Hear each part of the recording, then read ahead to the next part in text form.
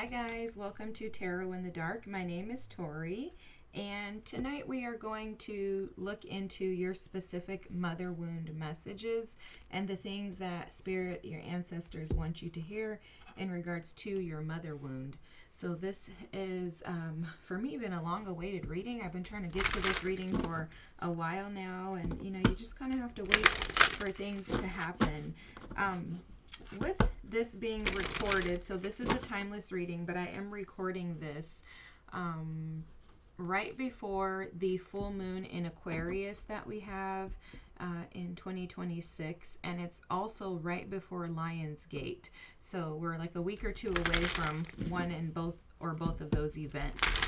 Okay, so I think this is the timing astrologically, because with Lionsgate, it's a huge portal that allows us to step into a new reality. And in order for us to step into a new reality, we have to be able to discern and observe the wounds that have been lingering with us. And I think for most people who have a mother wound, most of us would like to avoid looking into that mother wound, because typically our mothers have there's some type of like an excuse, or like I want to call it an overlay is how it's being shown to me, but there's something about us not really wanting to see our mothers through the lens of wounding us, because for most people, if your father was absent, your mother was typically there, right? Even if she was a terrible mother, right? A terrible example, wasn't able to show up. And I'm using the word terrible as in like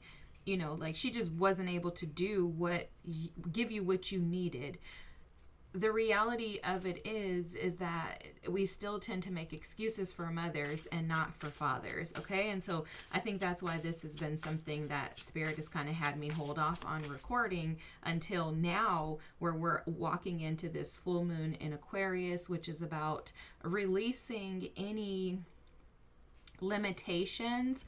I want to also say like stalemate energies around the people in your circle, your community, the core groups that you come from, and as well as opening yourself up to believe and expand into newer, more fulfilling, connected relationships with those in your community. It's about seeing the bigger picture, Aquarian energy, that humanitarian energy that allows us to expand beyond the limitations within our minds, because Aquarian, when it's in its shadow self, will operate through very limited beliefs, very stubborn and destructive thought patterns. So I think, again, that this is all aligned. Everything happens as it's supposed to. I'm going to get off my little tangent here, and let's just dig into the reading, okay? We're going to do 3 piles.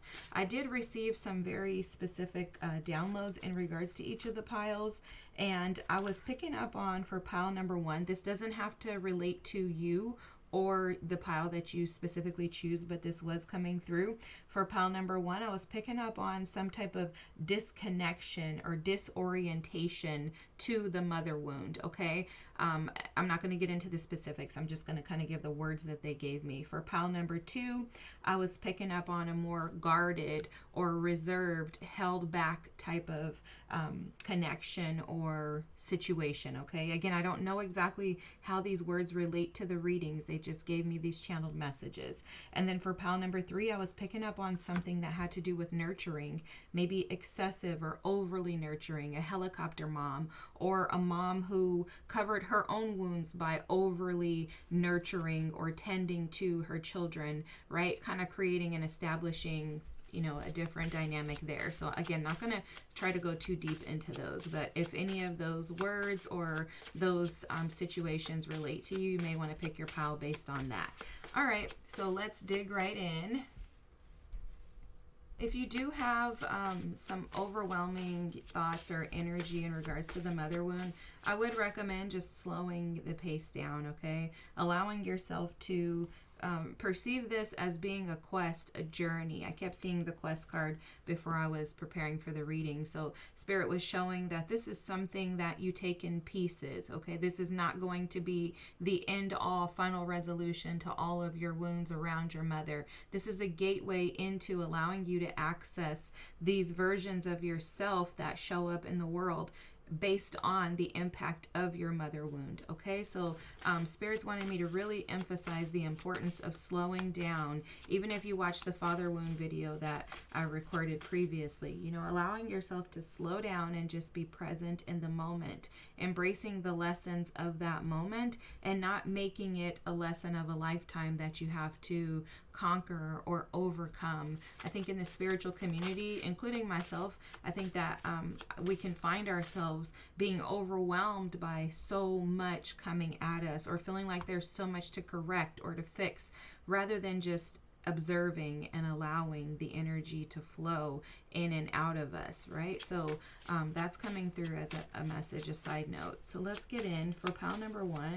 What's the specific mother wound message they need to hear? Okay, despondence for pile number 1. Alrighty. For pile number 2, that totally goes along with the messages that they were given about the detachment or disconnectedness. For pile number 2, we have isolation. Wow. So this has to absolutely do with the guarded energy too. That's just amazing to me how Spirit will just give things, and then you look at the cards and you're like, I can totally see the relation. For pile number 3, destiny. Oh my gosh, guys. Okay, I'm getting so many messages already. Let me move my little thing around here. Okay, guys, so give me just a second. I'm going to zoom in, adjust the lighting if necessary, and then I will allow you to pick your piles. Okay, notice at the bottom of the deck, I want to call this out, is insecurity. You know, all of our mother wounds have deeply embedded wounds around insecurities that affect our ability to show up as our authentic selves. Okay, this can be shame, this can be regret, it can be guilt from feeling like you were responsible for what your mother couldn't carry. You know, all of these things kind of fall into this mother wound. So I'm going to probably keep this card close by during the readings, just so that we can kind of refer back to it, as it does correlate and respond to every single one of the mother wounds and how they impact us. I think a mother wound personally is deeply rooted and embedded in some form of insecurities, okay? And those insecurities impact each and every one of us in very different ways. So I'm excited to dig into this. Give me a moment to adjust the camera and I will allow you to pick your pile, okay? Thanks so much for being here. All right, guys, for pile number 1, we have despondence. For pile number 2, we have isolation. And for pile number 3, we have destiny. Please feel free to close your eyes, take some deep breaths in. Allow yourself to just find yourself centered in this moment. If you can imagine yourself standing in a field of grass, maybe grass coming up to your mid-calf area, and just imagine yourself just kind of planting your feet in the grass where the soil is a little soft, to allow itself to catch you, to kind of grip and grasp your feet, so that you can be grounded and rooted and stabilized throughout this reading, allowing yourself to just absorb any of the sways that the wind may blow the grass across your legs, your feet, allowing yourself to feel supported, to feel at ease and at peace with whatever messages come through, with the recognition that this is just something for you to observe, not for you to absorb this on or take this as the energy of something that you must defeat, conquer, or win. Instead, taking this on as energy that is needing to flow out of you in order for you to make room and to align with a greater purpose and with the purpose that you've been put here on earth to fulfill and satisfy. Okay? Deep breath in through your mouth. Hold for 4. And as slow as you can, Breathe that energy out. Whenever you're ready, feel free to open your eyes. Select the pile that you feel most drawn to. And I'm looking forward to seeing you on the other side. Hi, pile number 1. If you chose the despondence card or the disconnected, lackadaisical, absent energy, this is the mother wound message that your team wants you to hear today, okay? First of all, I want to start off by acknowledging you. Your spirit team is wanting to acknowledge how much you've had to overcome, how much you've had to accomplish on your own, independently from receiving the love and the care, the nurture that you so needed from your mother. I'm seeing someone here who, because of their mother wound, has their own children, who shows up in a very impactful, beautiful, significant, massive way. Okay, there are no words behind the way that your team is showing this to me. It's as if you had to endure all of the pain and suffering so that your children could enjoy the love that they have. So the amazing thing is that, this despondence energy is the third eye chakra, okay? So this has to do with your ability to use wisdom and to trust your intuition, right? Are you going to allow yourself to be guided with following the right path, even when it feels very difficult or challenging? The opposite energy, the shadow attributes of the third eye chakra, would be falling into a deep, dark depression, kind of a stalemate energy where you are disconnected, detached, absent, lackadaisical in the way that you show up for the people that you love. And the third eye chakra, this deck specifically speaks to these purple energies, which represent the third eye, as energies that typically are attached to some familial, ancestral, karmic patterns that require attention. And it's showing immediately, your team is showing me right away that you have been the one to overcome and conquer this. This is also why you're here watching this reading. When I say conquer, typically I don't believe that there's necessarily a resolve to a lot of things that we think that we're going to just heal. I don't, it's just a personal belief. I believe that you come to some type of it's like you can get into the Six of Swords energy where you come out of that, but it's there's always a linger there. It's almost like it's an imprint. Okay, so let me just give you this little short background. I don't know why I'm telling you this, but this is how I feel spirit and my team have revealed healing and wounds to me. So imagine your physical body has several holes in it, holes that you can visibly see. Those are the wounds that have impacted you throughout your life from childhood up until the present. So this is any type of hurt, any type of traumatic experience, anything like that you have seen and experienced throughout your life. They're holes that are in your body. Okay, metaphorically, this is how it's been shown to me. So when you have these holes in your body, and I'm a nurse by day, those holes will forever, even when they're packed and you've tended to them, you've healed them, they will forever be visible because they are on your physical body, right? It doesn't necessarily go away. You can't use any type of Moderna. There's no scar tissue, whatever that scar stuff is called. But there's none of that there's no surgeries that are going to cover it up. You can have a scar on your tummy, you can have a tummy tuck, and that scar still be visible. And so this is just the way that I perceive healing, is that the solution, the resolve that we're all seeking is to be able to recognize that wound was once there and it was deeply affected, right? I had an open hole in my body. My body is absolutely going to keep score of that. It's going to recognize that.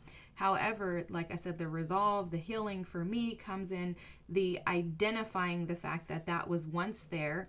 It impacted my life in this way, and these are the gifts that came out of it. So when you see those scars, for example, if I have I have a scar here. Okay, so when I see this scar, I'm reminded of the fact that learning how to open a glass ampule in nursing school could cause some harm, but I overcame this, I conquered, and now a glass ampule does nothing to me. So it's that type of energy. The scar doesn't go away. However, it's no longer affecting me in the same way, and I can see the gifts and the blessings, the opportunities in it. I think that Spirit had me explain all of that to you, pile number 1, because that seems to be the energy that you've been operating in. And I also think that that's why you're actually able to come to this reading today. Okay? I do think that there is still some lingering effects of your mother wound. And again, I want to just congratulate you and tell you that you've done so much work. You have come so far. Your team and I are so very proud of you. And to please not walk into this reading in any self-defeat. Walk into this reading proud. Carry your head high with honor and dignity, with the recognition that you've already done so much work. I think this is just going to be maybe like a refresher for you, or just a touch up. Your hair needs to be dyed, so you may just get a touch up on your ends just because, or on your roots because they need to be colored again, right? Maybe the color is fading away. That's how this reading feels to me for you, is like this is just probably a touch up or just a gentle reminder to you of these things may still be impacting you, and they're embedded in this mother wound that you have worked so hard to recover from, okay? Because this does feel like a mother wound that you've had to deeply, deeply, deeply recover from. I am picking up on an energy of a mother who is disconnected and detached, and I don't think that she showed up necessarily in a negative way. Now, she could have showed up in a negative way, meaning she was maybe an addict or was very much focused on men and not her children. Maybe she was focused on her career in an attempt to cover up what she was actually dealing with. Your mother comes from a bloodline and a lineage of very grief-stricken feminine energies, okay? You may even notice this within you. The feminine energies in your bloodline have dealt with a ton of grief, sadness, like a doom and gloom type of energy. And it's almost like this was just handed down. Again, which is why I feel like you've done so much work to kind of come through this. There's such beauty in the pain that the feminines in your family have had to endure, but I don't think it's been discovered until you. I think that you're probably one of the first to say, I'm not going to allow this to keep me stuck in depressive energy. Like maybe you tend to pull yourself away from the feminines in your family because you recognize that they're just very depressed and unhappy with life.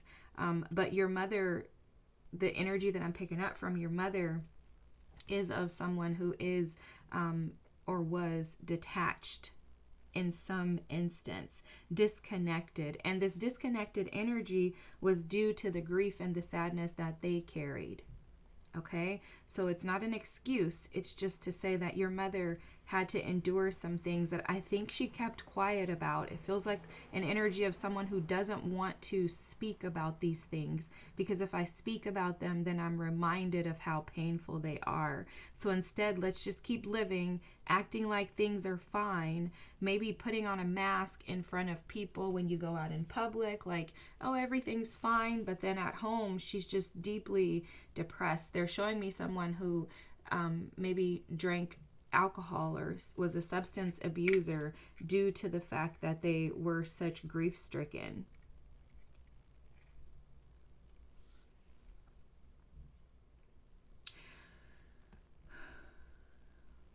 This may have been due to something that happened to your mother schmexually. This may be triggering, but with a family member is what's coming through.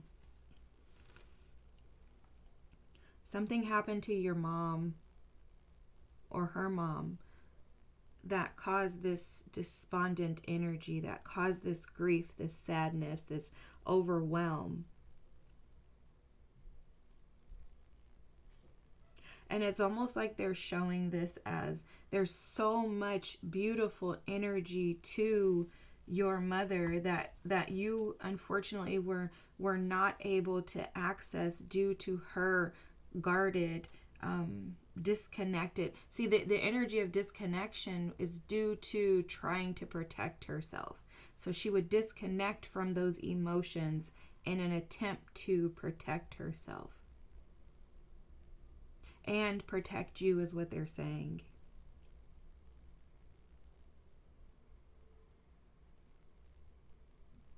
So if this is resonating with you, this is your reading.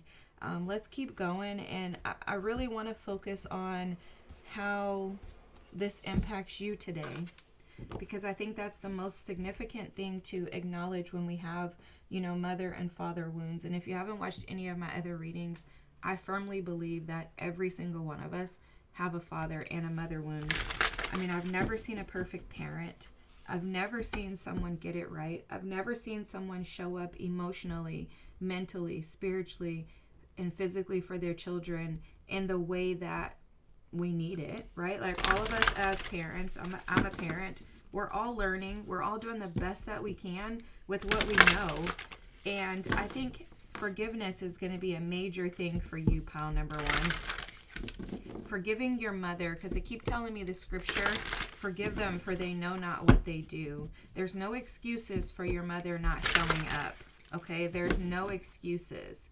If she abandoned you, if she left you to be raised by someone else, if she gave you away, whatever the situation is, if she was in the house with you but you never felt connected to her emotionally, whatever the situation is, there's no excuses for someone not doing the work to heal and resolve their wounds so that their children are not affected by it. However, I will say that your team is wanting you to be empowered by the fact that you have the power to be able to shift this if you have not already been doing that. So if someone's watching and you're like, I don't even have kids, okay, don't worry about it. When you have children, you would have gone through this experience so that you shift this ancestral wound, karma, and turn it into something that can be fantastic for you and your children, which is the dharma that you guys are subjected to. It's about being able to shift this energy around, taking your power back. The third eye chakra is about trusting yourself. Can you trust yourself above all else? Because people have opinions. The world will throw a ton of those opinions at you, especially with social media. But who are you and what are you going to operate under? The third eye chakra for you is showing up as, do you allow yourself to be seen just by yourself? Is your entire focus on tending to others and neglecting yourself in an attempt to maybe avoid dealing with your wounds, avoid dealing with your emotions, avoid dealing with the pain of what you did not receive as a child that you so desperately needed?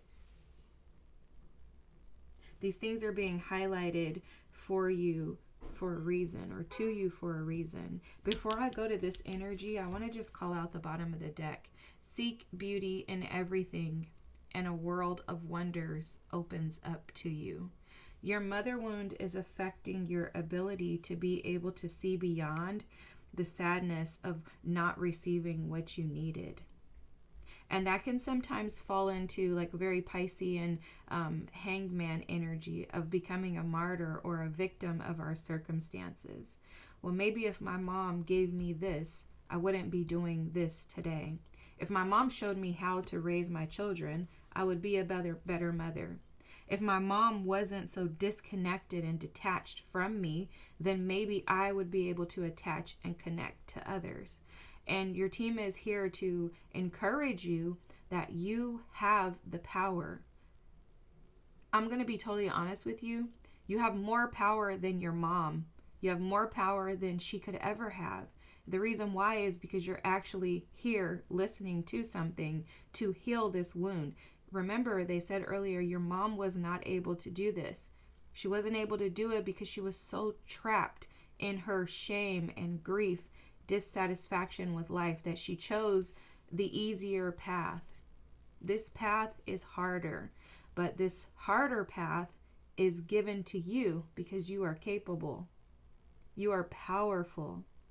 And not only that, I'm hearing your ancestors say you are deserving of the rewards and the harvest that come on the other side of doing this hard thing. And they're wanting to remind you that you can do very hard things. You can do challenging things. You have already, and you will continue to, because that's who you are. That's who you are. And it's literally like they're showing this as like you are the gift. Embrace the fact that this gift is being afforded to you. Now, yes, this gift comes at a cost. It comes with a price, right? It's a sacrifice for you to be able to go through the process of healing. I don't think people realize how challenging healing can be. It is not fun. I mean, there's benefits to it, but it's not fun. It's not fun because it requires that you dig into crap like this that we would much rather just brush over and carry on with. But if you do that, then you can stay in the same energy that your mother is in. And that's the energy that you don't want to be in, which is why you're here listening to this still. So please, pile number one, be patient with yourself. Be aware and attentive of how far you've come, and give yourself grace and space to be able to observe this and allow the energy to just flow in and out of you. Right? You're just allowing this to pass you by. You know what they're showing me is someone standing on top of a bridge and just watching, like over like a river, watching the water just flow by. That's how this energy should be observed by you. Just allow the energy to flow by. And if you do that, then you're going to allow yourself to take in what's necessary and to release what's not. You're not absorbing it all, because another thing that's coming up for you, pile number one, is your mother wound affects you by taking so much on. See, I think what happened was, I'm not even reading this yet, guys, but I think what's happened with your mother wound is growing up, I think you felt guilty for your mom staying in this energy of detachment. I think, as children, we tend to take on what our parents have as a problem because we want to fix it. We want to create some type of normal environment. Like we want some normalcy in our lives. Like, please, come on, my friends' parents are acting normal. Like they don't have all this. So how can I help my mom to not have this? And I think that's what you did. I think you saw that she was very grief-stricken, that, you may have even heard about some of her upbringings and her stories, and you saw how disconnected she was. Maybe you saw that she was very lackadaisical about things, like just didn't care, like, oh, I don't care. Whatever you want to do, who cares? Like maybe you saw that and you were like, okay, let me help her because she's in this state of depression and sadness because of things that have happened to her. And I think you took a lot of that on. Well, what that's doing for you now is you're taking things on as if they're yours to carry. And spirit, that's why spirit is so like signifying the importance of you just allowing yourself to watch this pass. It's 11:11 on the clock right now too, guys. So divine alignment for you is you just allowing, let it flow. Don't take it on. Your mom's issues are not yours. You are a seed from her, but you are not her. Her depression, anxiety, grief, sadness is not yours to bear any longer, pile number one. Your team has mentioned several times throughout this reading how powerful you are and how you have overcome so much. And this is almost like, it's not a last step, but it's like, this is like the straw that breaks the camel's back for you, is how this reading feels. There's something in this reading that is really significant for you to capture. And I think that's why they want you to watch, because they're showing me like that same river with the water just flowing and someone standing over the bridge and watching it. And then there's a boulder, and this boulder is huge. And it's like when something needs to be grasped by you, you're going to recognize it, but you're only going to recognize it in observation mode. Not if you're throwing yourself into that river, because now you're going to get taken under, by the current, and then it's going to just take you and you're not going to be able to see. And I think that's what's happened with your mom's energy, is you've taken it on as if it is you, and as if you're supposed to bear and carry the weight of it. And your team is saying, no more, no more, pile number one. You've done that long enough. You've done that long enough. If you could see the beauty in your mom's experiences, you would be able to take away the gifts that they've offered you, because there's something about what she's gone through that has been a gift to you, but it's all a matter of how you see it. If you can see the beauty in you not receiving what you needed, if you can see the beauty in your mom being detached, like maybe if she was extremely connected to you, that would have provided you with a completely different life, maybe one that would be worse than what you see now as being bad. There's a different version of you that wants to be on the other side of this. A different version of you that wants to be able to see the truth of the matter without a negative lens or view or perspective attached to it. This card here, explore the hidden you and reveal yourself, is showing that there's a version of you that is yet to be found. And it's yet to be found because it's still hiding under the guilt and the shame that belong to your mother. This is so powerful, guys. Whew. I think right now I'd like to just have you take a second and just allow yourself. I'm going to burn some sage. Just allow yourself, and I'm going to do this with you because I believe that every single one of us carries so many versions of these wounds, right? So, maybe this may not be my main wound, but this is a version of my mother wound that needs to be released. And I think that that's for every single one of us. So I think, you could find something in every pile that you can connect to. And even for me as the readers, as I do the readings, I'm always so blown away by the way that our team show up for us. And so let's just take a second. I'm just feeling called to do this. I've never done this before, but I want to just stop and allow you to take a deep breath in. And I'm just burning some sage. I'm just figuring out where to put it.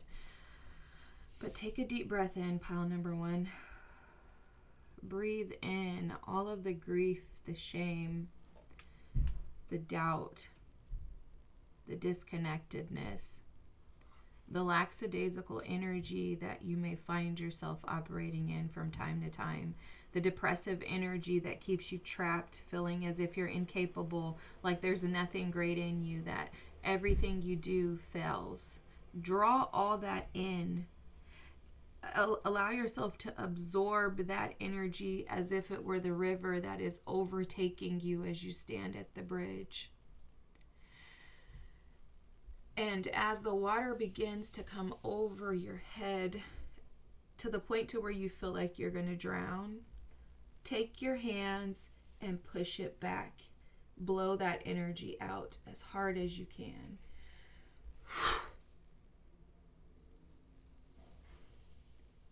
Throwing the grief from that river back at the place that it came from. Releasing the grief, the shame, the disconnectedness, the detachment, the lackadaisical martyrdom energy of feeling like you're here to be the sacrificial lamb for your mom and everyone else. Throw every ounce of that back. Push the river back. Your power is far greater than you recognize, pile number one. You have the ability to move mountains. Push that river back. And don't say you can't. Push it back, back, back, and blow all the energy out. Don't inhale any more of it. You've inhaled enough. You were inhaling to represent that this is my final time of taking on any of this energy that is attached to my mother. May it be released and you be set free. It's no longer yours to carry, pile number one. No longer yours to carry. The real you is trying to come out. It's literally like they just showed me the dam breaking open. that your heart is being set free from carrying the weight of anything attached to your mother wound. See, your mother wound has been affecting your ability to shine. It's been affecting your ability to love and to attach and connect to people, because you haven't felt like you could trust people, because every time you attempted to connect with your mom, it's almost as if she rejected you in return. And that rejection creates this mindset and this perception within us that no one will ever truly connect and attach to me permanently, because I didn't receive that from the one who birthed me. So if the seed bearer is not able to attach to me, to nurture me, to almost like they're showing me a cat being like breastfeeding, if you're not able to be attached to your mother in that way, then of course there's no one else in the world that will attach to you in that same manner. But your team is saying, absolutely, yes, there is. And this starts with you opening up and exploring the parts of you that really, really, really seek to be loved. And that's the fear here. The fear here, and this fear comes from your mother wound. When there's a fear around true connections, it stems from us not having true connections with the root, the foundation of who we are. If you think about this, when we are babies, our umbilical cords are attached to our mothers. So imagine that umbilical cord as energy. That's actually how we get fed as babies. We're nurtured and, provided with nutrition through that umbilical cord. So it's almost like the detachment for you occurred as soon as the umbilical cord was cut off. You're seeking that same nutrient, but your mother couldn't give you that nutrient. She couldn't provide the nutrients that you needed. Why am I not speaking English? She couldn't provide you with the nutrients that you needed, and it's because her nutrients were depleted. She had none. So now you are here with Explore the Hidden You, seeking nutrients, nutritious things, and seeking those in experiences that would hopefully show up for you in the way that your mother would, but they're not. And they're not going to. And the reason why they're not going to is because your nutrients have to come from within. And this is going to start with you really assessing and analyzing the core of what it is that you truly desire in life. I feel so free from this energy for you. Okay? Like, I feel like there has been a true detachment from the energy of this disconnected, lackadaisical, absent energy. And now it's like Spirit is moving us to the other side of this, saying, let's figure out how to get to the core of who you are. I hope you feel the same thing, because the energy has shifted and it has lightened up. And this despondent energy is no longer something that has a role in your life to be able to take over and control you. Okay, so now it's all about assessing and figuring out how we can get you to see the real you. How can you get to the core of who you truly are and become that version of you? Because your mother wound has been impacting your ability to attach to and connect to the real, true, highest self that you have within. Your higher self is screaming to, come on, sis, come on, bro, let's get there, we're ready. And you've just been holding on, having a hard time with letting go. So interesting that this is at the bottom of the deck. I have to show you guys this. Look, letting go, flow, and love. Oh my God, I just can't. And then after that is liberation. There's freedom when you allow yourself to let go and release the emotions and the energy attached to things that no longer allow you to show up in your most authentic self. And that's what your mother wound has been doing. It hasn't been allowing you to show up in authenticity. And it's because your heart has been attached to and seeking something from someone who is incapable of giving it to you. And so to reverse this, it's going to be about giving it to yourself. You're going to move into reparenting mode, which is what all of our mother-father wounds are about. But let's see if we can just get an inner child wound card here in regards to what you can do to assist and support with this. Okay, that was destiny. I don't know if that wanted to come out. Okay, play. And they're telling me yes to this destiny too. Okay. Wow, guys. Look at this limiting belief. Oh my gosh. They mentioned that earlier. The limiting belief. That was mentioned earlier. Let's go into these cards, okay? I'm going to just put this here. Ooh, this is so powerful. Oh my God, I feel so honored to be able to be here with you. Sorry, I'm trying to make sure you guys can see this.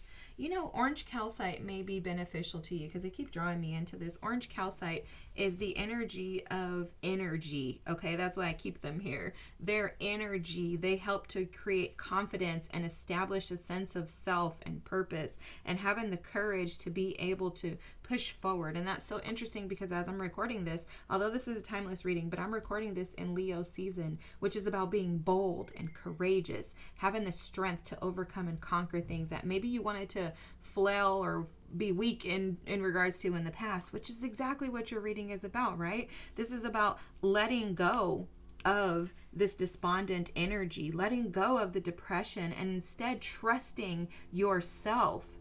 When no one else is able to be trusted, it's learning that I can trust myself. And in trusting myself, I know that I'm not going to fail. I'm not going to let myself down, right?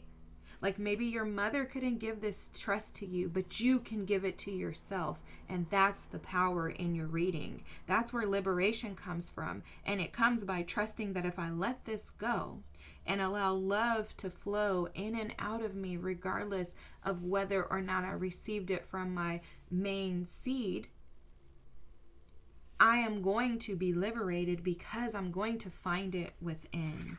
And I love these two cards that came out for you, play and destiny. You know what's interesting is I immediately heard that your destiny is at play right now. That you are being guided to your destined location. Oh my gosh, I love this. So this is not what the guidebook says, guys. I don't even know where the guidebook is for this deck. I probably won't even pull it out. I'm not too sure. But I'm going to just intuitively give you the messages that are being shown to me. So they're showing me like this as a womb. Okay, so this is the womb that you were in within your mother, clearly, right? Like, I don't know what other womb you would be in, but if you know, tell me. But this is the womb that you were in with your mother. While you were in there, you were hoping that she was going to, you were hoping that she was going to nurture you. But unbeknownst to you, you have a team, spirit guides, ancestors, angels. They have been nurturing you. What they're showing is that this womb never left. Although your mother wasn't able to provide nutrients in her physical womb, you have been in a womb, a spiritual womb, protected. Your destiny has been protected in this womb by your team your entire life. And so what they're showing is, although you may feel detached, disconnected, feel like your mother has been unable or incapable of giving you these things, you've been receiving them the whole time. Oh my gosh. You've been receiving this nurturing energy, the nutrients that have been needed to get you to your destiny the whole time. And it's been by your team, because your team has been with you since the day you were conceived. And they've been fully aware of what your mother could and couldn't give to you. And so what they've done is almost cocooned and protected you, protected your destiny. And so this whole time, you haven't been receiving the things from her in the way that you may have desired, but you absolutely have been receiving them. You notice that these little little flower buds or whatever, how they're showing this is the umbilical cords, and there are several nutrients feeding up into you to allow you to sprout and to grow. Now, here's the caveat to this, is that you've been in this cocooning phase, and they're waiting for you to open yourself up to be able to play in order to come out of this womb. It's almost like they're telling me, Esther 4:14, Perhaps you were made for such a time as this. See, this is the right time. This is all about divine timing, pile number one. This is the right time for you to hear this message, because this is the time that you're willing to open yourself up to experience others. This play is all about connecting to. You'll notice that there are children here that are sitting on the little bubbles independently, but everyone is a part of a bigger story, a bigger picture.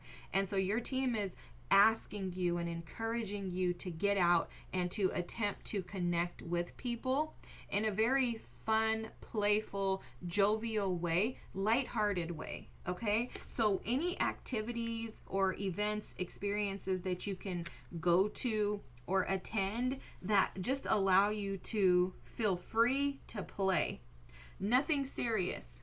Those things are going to help break you out of the disconnected, absent energy that you've been operating from, okay? Because the limiting beliefs, the limitations, the despondent energy, the desire to really see your authentic self, those things are not going to come out until you're doing something that's lighthearted. As long as you stay engaged in this more serious energy of, kind of like it's a standoffish energy, but it's standoffish in an attempt to protect, okay? So I don't want to call it like standoffish, because it's not a negative standoffish. It's like I would rather just not interact with people because I can't trust people. And that is an attempt to protect yourself because you haven't had the best experiences with trusting the people who were, the starters of your seeds. Right? So it's like I said earlier, if you can't trust them, then you can't trust her, then how are you going to trust other people? But a part of your destiny is for you to connect with others. And that's going to require that you do something fun. I keep hearing the word jovial. Okay, so for some of you, this could be just going to a playground, going to, like in Las Vegas, they have those adult playgrounds, anything. It doesn't have to be that, but I'm just saying, like, doing stuff that is going to be thrilling or exciting. Amusement parks, they were showing me concerts, theme parks, Disneyland, Disney World, whatever. But there's something about you being able to really connect with people that make you feel connected. They keep saying interconnectedness as well. So there's something about those experiences, being able to reconnect with people, are the things that are going to break you out of the energy of mistrust and despondence. Okay, I hope that this is making sense. If so, guys, drop a rainbow emoji in the comments for me, please, if you're still here. We're almost done. We're just going to go over your tarot cards, and then we'll close your reading out. So you'll notice here, let me see if I can expand this a little bit. All right, so you'll notice here you have the Eight of Swords. This is where you've been, okay? This Eight of Swords energy is how you've spent most of your life. This is actually a depressive energy for me, because the Eight of Swords is the energy of feeling like you're trapped and you just can't get out of something. And I understand this all too well. It's the energy of, I don't know why I'm just disappointed. I don't know why I just don't like my life. I don't know why I can't change this. I don't know why. I don't know how. I don't know what to do. Like, I keep trying. I don't know how to flow. I don't know how to feel liberated. I don't know how to not feel sad. I don't know how to not feel this grief. And that river, analogy, metaphor, whatever it is that they showed earlier, is a part of that. Whenever you feel this Eight of Swords energy, pile number one, take yourself back to that river and imagine that you're standing on a bridge, and that water, those emotions that you're feeling in that moment, are attempting to overtake you. And then take your hands, put your hands up and push it out, and physically breathe out. Exhale that energy out so that it is not allowed to attach to you. And what you're going to do is you're going to regulate your nervous system by reminding your nervous system that you're the powerful one now.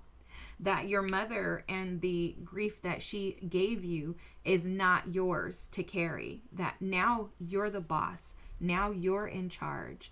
And you may want to find yourself doing these playful activities in order to also align to that. The more play you have, the more you enjoy yourself, even if it's just in moments. I mean, obviously we work, we have children, we have families. You can't stay in that energy 24/7, but you can find things that keep you there. You know, maybe watching cartoons, childhood, or children like channels and things like that may benefit you to allow your inner child to be awakened to joy, because I feel like that was robbed from you in your childhood.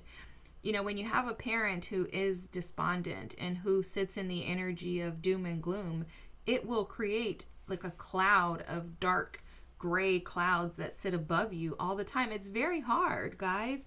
It's very hard. So your inner child is wanting you to, in the process of parenting it, allow it to be able to enjoy the things that you missed out on. And so again, when you feel stuck and trapped in these thought processes, this mindset of there's no way out, which is this Eight of Swords energy, you need to stand at that bridge and imagine that that river is trying to overtake you, but reminding yourself that you have the power to push back. I mean, who is it in the Bible they're showing me? Moses. You know how Moses parted the Red Sea? They're showing me that that is the power that you have, pile number one. It's just a matter of believing it. Believing it. So when that river, those emotions, those negative energies, the depression, the anxiety, the doubt, the fears, when those things want to rise their little stupid heads, you tell them, I'm the boss here. No. That may mean going outside, going to a park, planting yourself and your feet in the grass in the backyard, doing a cartwheel, you know, jumping jacks if you can't cartwheel, because I sure can't. But, you know, being able to do something that is physically moving that energy out of your body while you're pushing that river back and reminding the river, those emotions, those thoughts, that negative energy, that you're in charge. That's how you're going to get out of it. I want to go here first because you notice you have these two tens, okay? You have the 10 of Cups and you have the 10 of Swords. I want to go to the 10 of Swords first, because the 10 of Swords represents that this is an ending to a very painful, grief-stricken. I mean, the 10 of Swords is the worst pain, because this is the pain that stays with your mind, okay? The 10 of Wands is the pain of, oh my gosh, like I just can't move forward. I'm just doing so much. This is, I can't get this out of my mind. This is how painful this has been for me, is that it will not depart from my brain. And so I love how this 10 of Swords depicts that there's breakthrough behind this. This is indicative of the fact that, pile number one, as you learn how to stand at the top of the bridge and push the river back away from you, you're standing in your power and your authority. Your destiny is at play here, because things are aligning for you. This is the ending of that pain that you've been carrying in regards to your mother wound, because there's an awareness with the sun in the background. There's an awareness, there's an illumination of what keeps continuing to bring this pain up. And then you also have a solution with this Eight of Swords energy, that you're the one who stands at the top of that bridge and has the power to push that river back. And that can happen in various ways, standing in your power and just pushing it back, visualizing yourself doing that, and also through playing, pleasure, reconnecting with people. That's this 10 of Cups energy too, pile number one. Your team is inviting you to find people that feel like family, that support this void that it feels you've been carrying for your life. There are other individuals. This is why they're being so serious about you going out and playing. They keep speaking to that because they're inviting you to open yourself up to experience others again, and that is a way that you can establish a new way of doing family, right? So if you didn't have that family that you were hoping for, if you feel despondent about that, right? If it's just like, you know what, I just really wanted my mom to love me, they're telling you, your team is saying that we understand that that's painful to have that type of experience in life, and we're not going to minimize that at all. But what we are going to do is remind you that we've been nurturing you, supporting you, and upholding you your entire life. You're here for a purpose, on purpose, with a purpose. And a part of that involves you being able to connect with people who are your family. You know, sometimes the people that are in our bloodlines are not necessarily meant to be the ones who give us those, you know, like the love that we truly desire. You know, sometimes love can come in many ways, shapes, and forms, and sometimes it's not meant to come from the people that we want it to come from or that we expect it to come from. The amazing thing is, though, as painful as that is, and trust me, I know how you feel. It's painful to have to experience not receiving love from people that should love you. It's your mom. She's supposed to love you. She's supposed to be able to connect with you and attach to you. However, a part of healing is embracing the fact that we can't give what we don't have. Another part of that is recognizing that each and every one of us are our own individual humans with our own individual experiences. And a part of healing the mother and father wound is accepting the fact that you may not have been able to give that to me, Mom, but Spirit and my team have others that will be able to give it to me. And it can be so powerful that you never miss not having that from your mom again. So pile number 1, connect to those who are meant to share that familial experience with you and reestablish a family pattern that is full of joy and play, liberation, love, and fulfillment. That's the 10 of Cups. And this is what's on the other side of this 10 of Swords. As you eliminate these things in your life, you're going to allow more of this fulfillment to come in. Before we leave, and in closing out your reading, I do want to read the Despondence card. I think it's important. I don't know what it says because I haven't read it in a long time. But if you want to take a screenshot, feel free to do so. And let's read it and we'll close your reading out. Despondence. Violet Iris. By taking action, I found the road out. The legend. Iris is depressed and unable to look after herself or her home. She cries out to the great spirits for help. Mother Earth appears and suggests Iris shower, eat a good meal, and clean up her house. She does, but still feels despondent. Suddenly, a hurricane hits, and Iris springs into action to rescue her neighbor's children. In the urgency, Iris finds the way out of depression by taking action. Wow. The inspiration. Iris teaches us that the only route out of stagnation is motion. If we do nothing, we must accept the consequences. The personal inquiry is, in which part of my life am I feeling immobilized? I know what I need to do. Am I willing to trust myself? Wow. And the key ideas, feeling helpless, acceptance of circumstances, and change on the horizon, taking action. The key words, revelation, movement, and encouragement. I'll let you screenshot this meditation. I hope you can see this. I feel like it's hard to read. I don't know what's going on with my camera. Sorry, guys. I'll let you screenshot the meditation. Hopefully you were able to get that. Thanks for... I can't even get my words out anymore. Your reading was so powerful. Thanks so much for being here, pile number 1. I hope that this resonated with you. Remember to remind yourself of what your team said at the very beginning of the reading, of how powerful you are, how grateful they are for you, and how capable you are of overcoming this. Okay?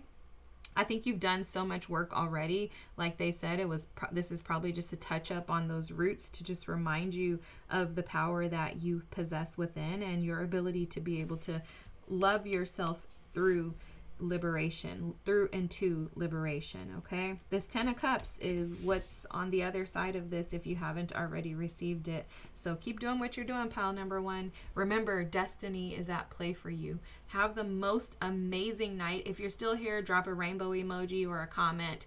Feel free to like the video. And if you're not already, please subscribe. I'm so excited to have you guys here and to be able to assist and support in healing. Looking forward to seeing you on the other side. Have a great night. See you next time. Bye. Pile number two.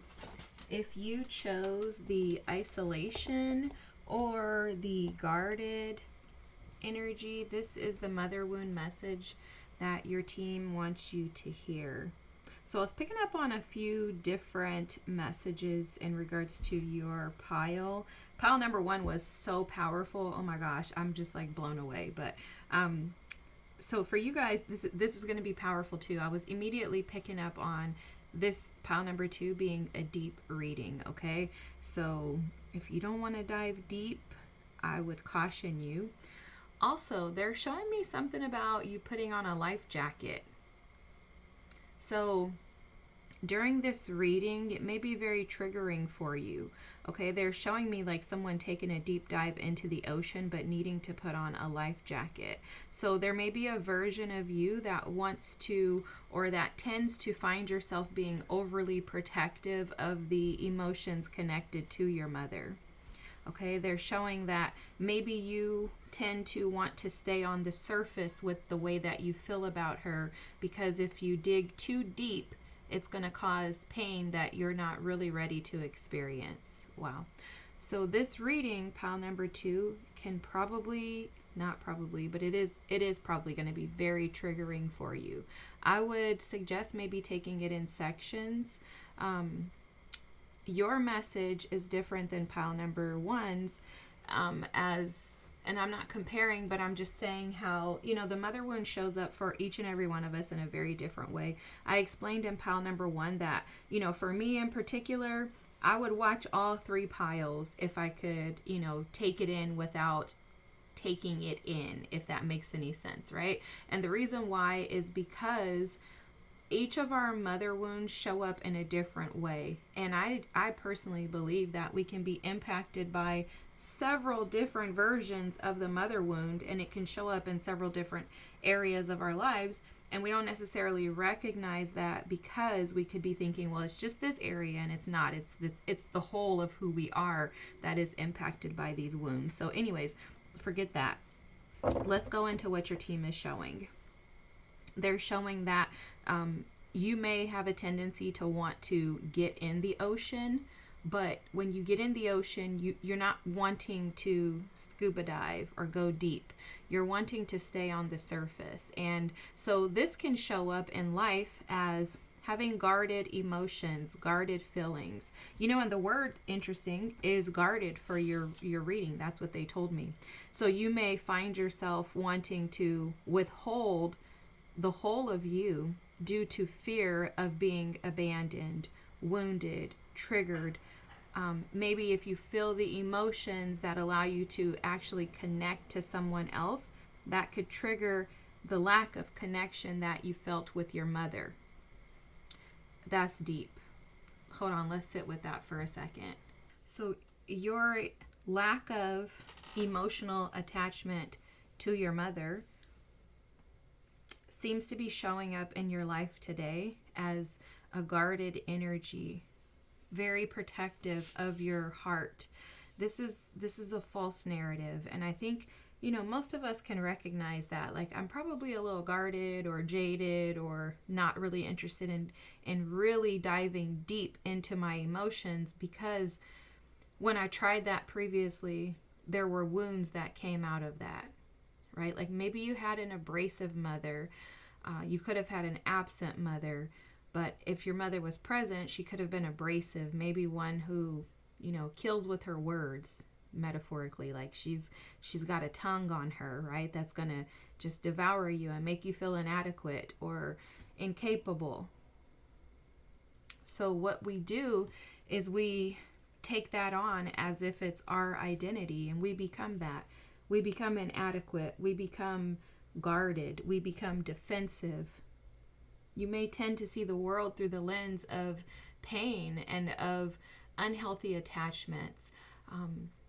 People are going to abandon me because my mother did. People are going to make me feel as if I'm not good enough because my mother did. And that shows up in the way that we interact with the world around us. So guess what? If somebody says something, I'm immediately offended, and I'm defensive in my responses because I already have this wound here.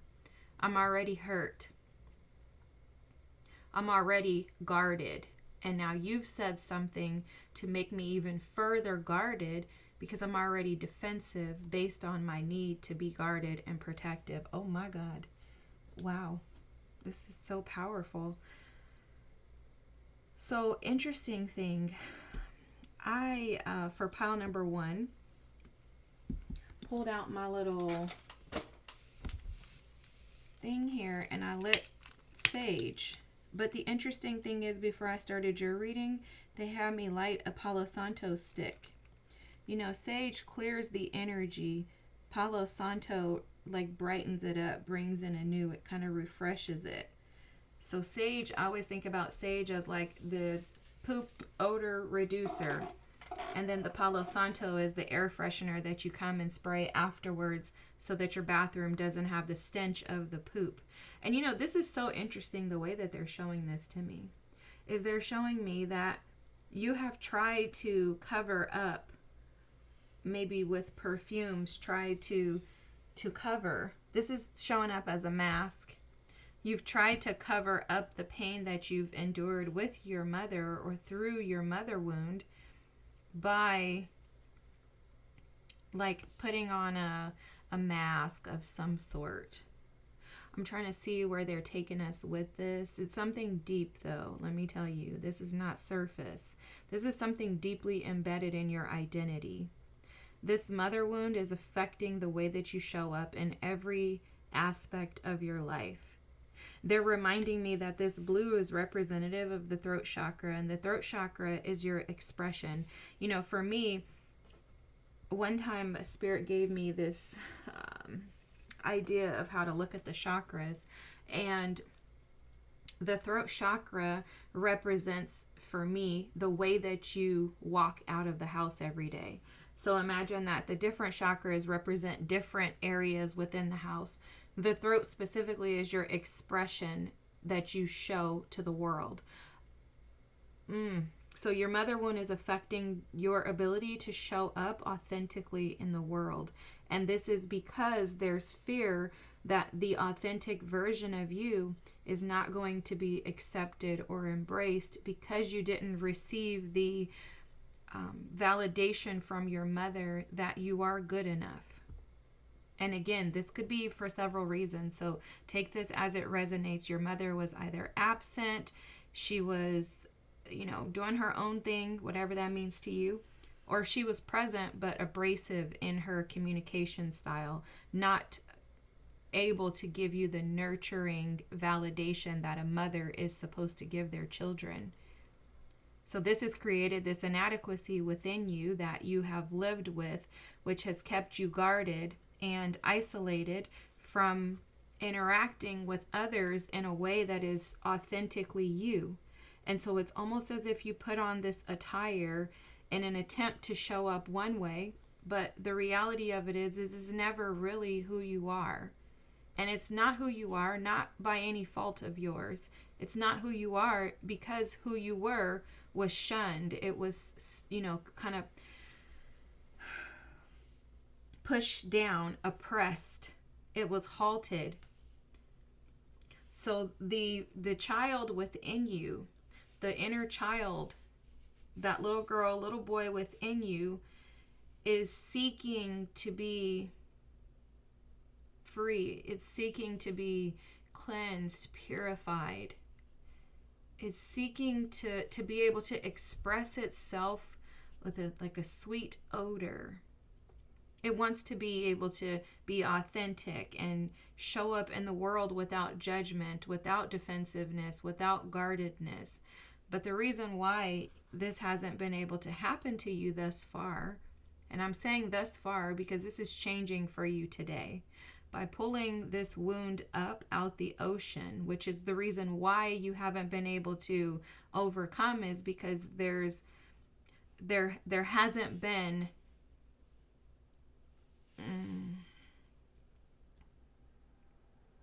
you haven't afforded yourself, okay? You haven't afforded yourself the opportunity to really dig deep, and it's because you keep putting a life jacket on.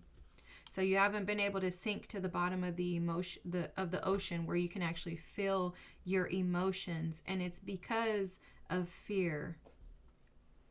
It's because of guardedness. If any limbs, extremities, anything in your body right now is feeling tense, I want you to pay attention to those areas, because they're speaking something to you.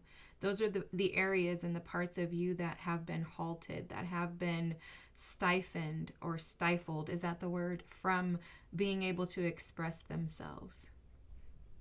If you're feeling it in your hips and in your lower back right now, this is the version of you that wants to be free to move, to feel, to show up and feel grounded and stable in just yourself without needing any external factors to change in order for stability to be a thing. Because for you, there's so many moving parts. You'll notice that we're jumping around here, and I hope that I'm not confusing you and that you're able to keep up. But this is what's been going on in your physical body. You know, your shoulders are bearing weight of experiences that have been wanting and desiring to be released. But instead, that inner child has just been storing all of this up. You know, they're showing me someone who has a library in their house, and this library has been there for 50 years. So they have 50 years worth of books just stacked and stacked and stacked. And you know, some areas have dust on the bookshelves, and other areas that are frequently used look brand new. There are parts of you that are dusted and old, outdated, that have been brushed over, not tended to properly. Your team wants you to dig deep today. You know, they're showing me something that they show me frequently is, you know, you guys know, probably know if you've watched any of my other readings, I'm a plant mom. And one thing that is super significant to me, which it equates exactly into healing, it is healing, is being able to assess those roots.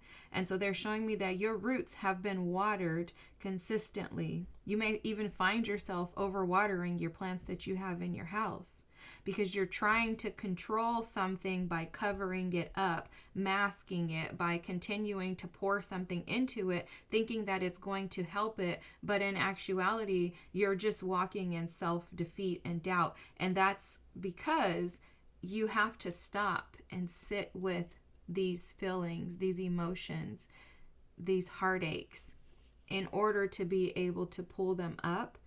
And this is also the way to find your authentic self and to return back to home. This is the way to release the guard, to drop your sword, and to allow yourself to live a life that's free. Because what I'm picking up on is an energy of someone who is tense in their energy, tense in their body, tense in their mind. Guys, this is so powerful. I mean, this is freeing me just by going through this with you, because first of all, I've experienced a lot of this too. So I think, like I said, in my opinion, every single one of us could get something from every single pile, but we don't understand how this just stacks up and creates these layers of wounds that need to be freed. And that's all I keep hearing, is how your inner child is desperate to be able to breathe again. So you're pulling the roots up today, going deep, removing the life vest. Because there's a recognition that that life vest hasn't actually been keeping you safe. It's been stifling your ability to stretch and extend and expand. So let's pull one of these, because they're showing me this.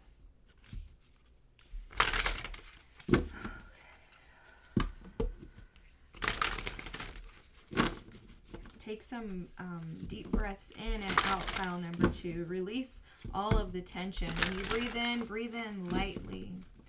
Not absorbing too much, but allowing yourself to only take in the weight of the experience of what you're feeling right now.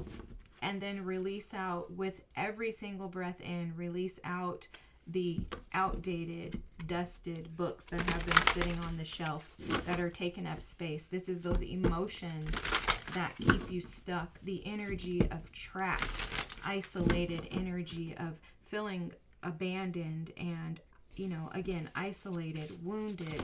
Allow those energies to be released. Oh my gosh. Such powerful energy. Look at this. You have Uranus with breakthrough here, guys. I swear. So let me just tell you real quick, because you have Aquarius here and you have Saturn here. And I'm going to leave those because I want to speak to the way that they came out too. So when I'm recording this, which this is a timeless reading, but it just so happens that when I'm recording this, and I mentioned this at the beginning of the video, we have an Aquarius full moon on the 29th of July. We also have Lionsgate on 8/8 of this year. Every year it's 8/8. But that is a super massive portal where there's access that opens for each and every one of us to be able to step into a new reality, a new experience. And, oftentimes in the spiritual community, when people say, oh, you can step into a new reality, we over fantasize these things. But think about how huge it is for you to be able to sit with these emotions, these wounds, allow yourself to align with community, which is Aquarian, Uranian energy, this Uranus energy that allows you to break through barriers that have been holding you back your entire life. I mean, that is a new reality. For me, every single time there is a massive full moon, there is, something astrologically going on that's crazy, I'm always trying to break through. And guess what? That's how you enter into new realities. It's not like, oh my God, all of a sudden I'm going to wake up tomorrow and I'm going to be a millionaire. Although I do think that's possible too. But we ain't not talking about that. We're not selling any we're not scratching itching ears over here. We're trying to sit with the truth so that we can step into new realities, one small thing at a time. Because, they're telling me something that was recently told to me, that my team told me, they're telling me to tell you. Small wins equal huge gains, pile number 2. So I think because of your guarded energy, you tend to see the world through the lens of, like I said earlier, pain, and that makes you defensive. So you're like, I'm saying all this and you're like, that's not about to happen to me. But yes, it is. It's only going to happen though if you believe it, because Aquarian energy is coming through very heavily here, and Saturn, Capricorn energy, this is the energy of I don't trust people and I don't believe nothing that anybody tells me. I need to see it. The problem is that in your situation, you're the one that keeps the life jacket on. So you're the only one that's going to free yourself from this. And the only way out is through. You're going to have to take that life jacket off, which is the thing that you think has been keeping you safe, which is guarding your emotions, your heart. That's not keeping you safe anymore, pile number 2. And with these energies, you're being invited to step into a new reality by taking the jacket off. And ask me how I know about this. I have a ton of Capricorn in my chart and I'm an Aquarius moon. Trust me, I know all about this 2 of Swords, stalemate energy, stagnancy, stubbornness that wants to keep us back. But it's time for us to be free. And the opportunity is being offered to us with this Aquarius moon coming up on the 29th. And if you're watching this in another year, another season, whenever you're watching this, whenever the Aquarius full moon is that is going to be present for you in whatever time frame you're watching it in, this video is going to be extremely powerful for you to step into your new reality. Because new realities are created by small wins that equate to big gains, pile number 2. So you're being invited with the opportunity to break through this, to have revolutionary results, and for things to shift from being guarded and protected in a life jacket in the middle of the ocean to breaking out and conquering your fears, to dive deep and come out as the mermaid. Okay. And I know that's like a crazy little analogy, but that's the way that it's being shown. It's like you can free yourself from everything that has been keeping you stuck if you just dive deep, if you just take that life jacket off. Put down your sword. You're not isolated. You may be isolating yourself, but you're not isolated. And you're isolating yourself in an attempt to keep your heart safe, but that attempt is actually only creating more damage. Because if you think about it, if you're in the middle of an ocean and you have a life jacket on and a great white shark comes up on you, how do you think that's going to turn out? But imagine if you're in the middle of the ocean, you don't have a life jacket on, and a great white shark comes up on you. Which is going to give you the better opportunity to survive? Because somebody is saying, well, either way, I'm going to get, no, but you're not. You don't have to, right? I mean, if you watch Ocean Blue and people like me, then you know if a shark comes up, you take that hand and you push down on his nose. You try to flip it upside down. You know, there's things that you can do to save yourself. But if you have a life jacket on in the middle of the ocean, my friend, sister, you are not going to get very far, because that shark is going to get your little booty. So it's like, it's that idea. It's like you think you're protecting yourself, but you're not, because you're not affording yourself not even a chance. And it's because you're so guarded and defensive in the way that you're trying to protect yourself. You know, you're being invited to open up to more communal experiences, is how they're saying it. More opportunities to be able to share in, you know, situations where people are like-minded. And I don't honestly think you even afford that. I think you're very skeptical. You reminded me a lot of my own energy, pile number 2, where it's like, we're like, no, you know, people have done me so wrong in the past. How could I dare think to believe and trust somebody else? But the reality of it is unless we afford them the opportunity to fail us, we're never going to know how great it could be, because that life jacket is keeping us stuck in one specific spot and not allowing us to expand. And this mother wound is impacting you because you're afraid to be abandoned. You're afraid to be left alone. You're also afraid to fail. And that's what this is about. Your fear of failure due to not being validated by the mother. Oh, pile number 2. My heart crying for you. So this is great. Okay. I hope that you're feeling that. I mean, this is phenomenal, and it's because you have so many opportunities that are being afforded to you. And these opportunities are showing you how much your team believes in you. You know, it's like the people who were supposed to believe in us, maybe they didn't, but there's a whole host of people who believe in you, who are rooting for you, your ancestors, the angels, your guides. I mean, these individuals believe that you're capable, and they just need you to get that, right? Like this Saturn is showing up to say, and I love Saturn. To me, Saturn is the disciplinarian that is in spirit.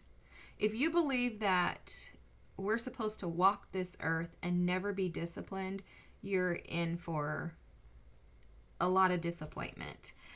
We're here to be disciplined because Spirit loves us. And it's because there's something far greater on the other side of us learning the lessons. And so for me in particular, I love Saturn. I love Saturn. I love the Tower. I love the Death card. Like, I love Judgment. I love all of the cards that most people hate in the tarot deck, because we need that energy to push us. And if you're stubborn like me, which I'm confident that you are, we need help from the other end, because we don't want to do difficult and hard things. You know, I'm a Pisces, so I would rather like la la la la la, be Dory and float through life and act like nothing's going on, because why not? But that's not reality. And that also is not beneficial to me, because it doesn't afford me the opportunities to gain the wisdom that Saturn teaches and the discipline that Saturn teaches for me to be able to manage and have more. And I don't know about you, but like I said, I have a ton of Capricorn in my chart. I want more. I'm never okay with just where I'm at. Like, I'm not like, oh, you know what? I have a house, I have a car, I'm happy. Yeah. I'm like, no, we got to get more. I need everybody else to get more, right? I need you guys to have more. I need you guys to be healed. I need you guys to be manifestors and attain the lives of your dreams. Like, that is what my mission is. And I have to be disciplined enough to go get it myself so that when I get on here and I do these readings, I can tell you how to get it. And I won't quit until we all win. So this discipline is beneficial. But do I like it? No. And I'm saying this and using myself as an example, not to make this about me, but to let you know that this is the difficult part of these journeys that we're on. And we chose this. And I will choose this time after time after time. You guys, let me just keep it real with you for a second. Not that I haven't been this whole time, but just yesterday, I was throwing a conniption. I was acting like a little bia. I mean, I was going crazy. I was dropping cards on the table just in my own little time by myself. But I was annoyed. I was like, you know what? Like, I'm literally doing everything that I'm supposed to be doing. And I still don't get it. And you know the reason why is because I refuse to relinquish control. And I'm constantly being showed that. I, like you, refuse to take this stupid life jacket off because I think it's helping me. And after I whined and moaned and beat and complained for, a few minutes, I went, took a shower, laid down in the bed, and said, girl, if you don't get yourself together, you know better. You have come way too far to sit here and stop now. Get yourself together. And I said, you know what? Myself said to myself, yes, I was talking to myself. I said, you know what? You're right. There's no way that God's going to leave me right here. It's just that I have to deal with the discipline of Saturn in order for me to learn the lessons. If I can't handle the little, how am I going to handle the much? And to whom much is given, much is required. Sometimes we don't want that. Sometimes we want to just take the easy path and just be like, let somebody else do it. But is that really what you want? Do you want the life that comes with let somebody else do it? Do you want the little that comes with let somebody else do it? And I'm confident that your answer is no. You might be being smart, like, no. But, like, I'm seeing my sister, she's an Aquarius. She's such a smart aleck. If I tell her something like this, she'll be like, oh, well, I like to live in my shadow self, because she's a smart aleck. But that's not the truth. She doesn't like it. And it's the same thing they're showing me with you. You don't like it. You're just saying that because you don't want to have to deal with the emotions and the pain of deep diving. So let's deep dive, okay? Because Saturn is here to teach you a lesson in regards to your thoughts with this 11th house energy. Your mother wound is deeply impacting the way that you think. And the way that you think is the way that you're experiencing the world. And this is what Spirit is wanting to shift for you. So let's do this. I'm going to do this like this because I want to keep this Saturn energy. So let's look at how this energy shows up for you.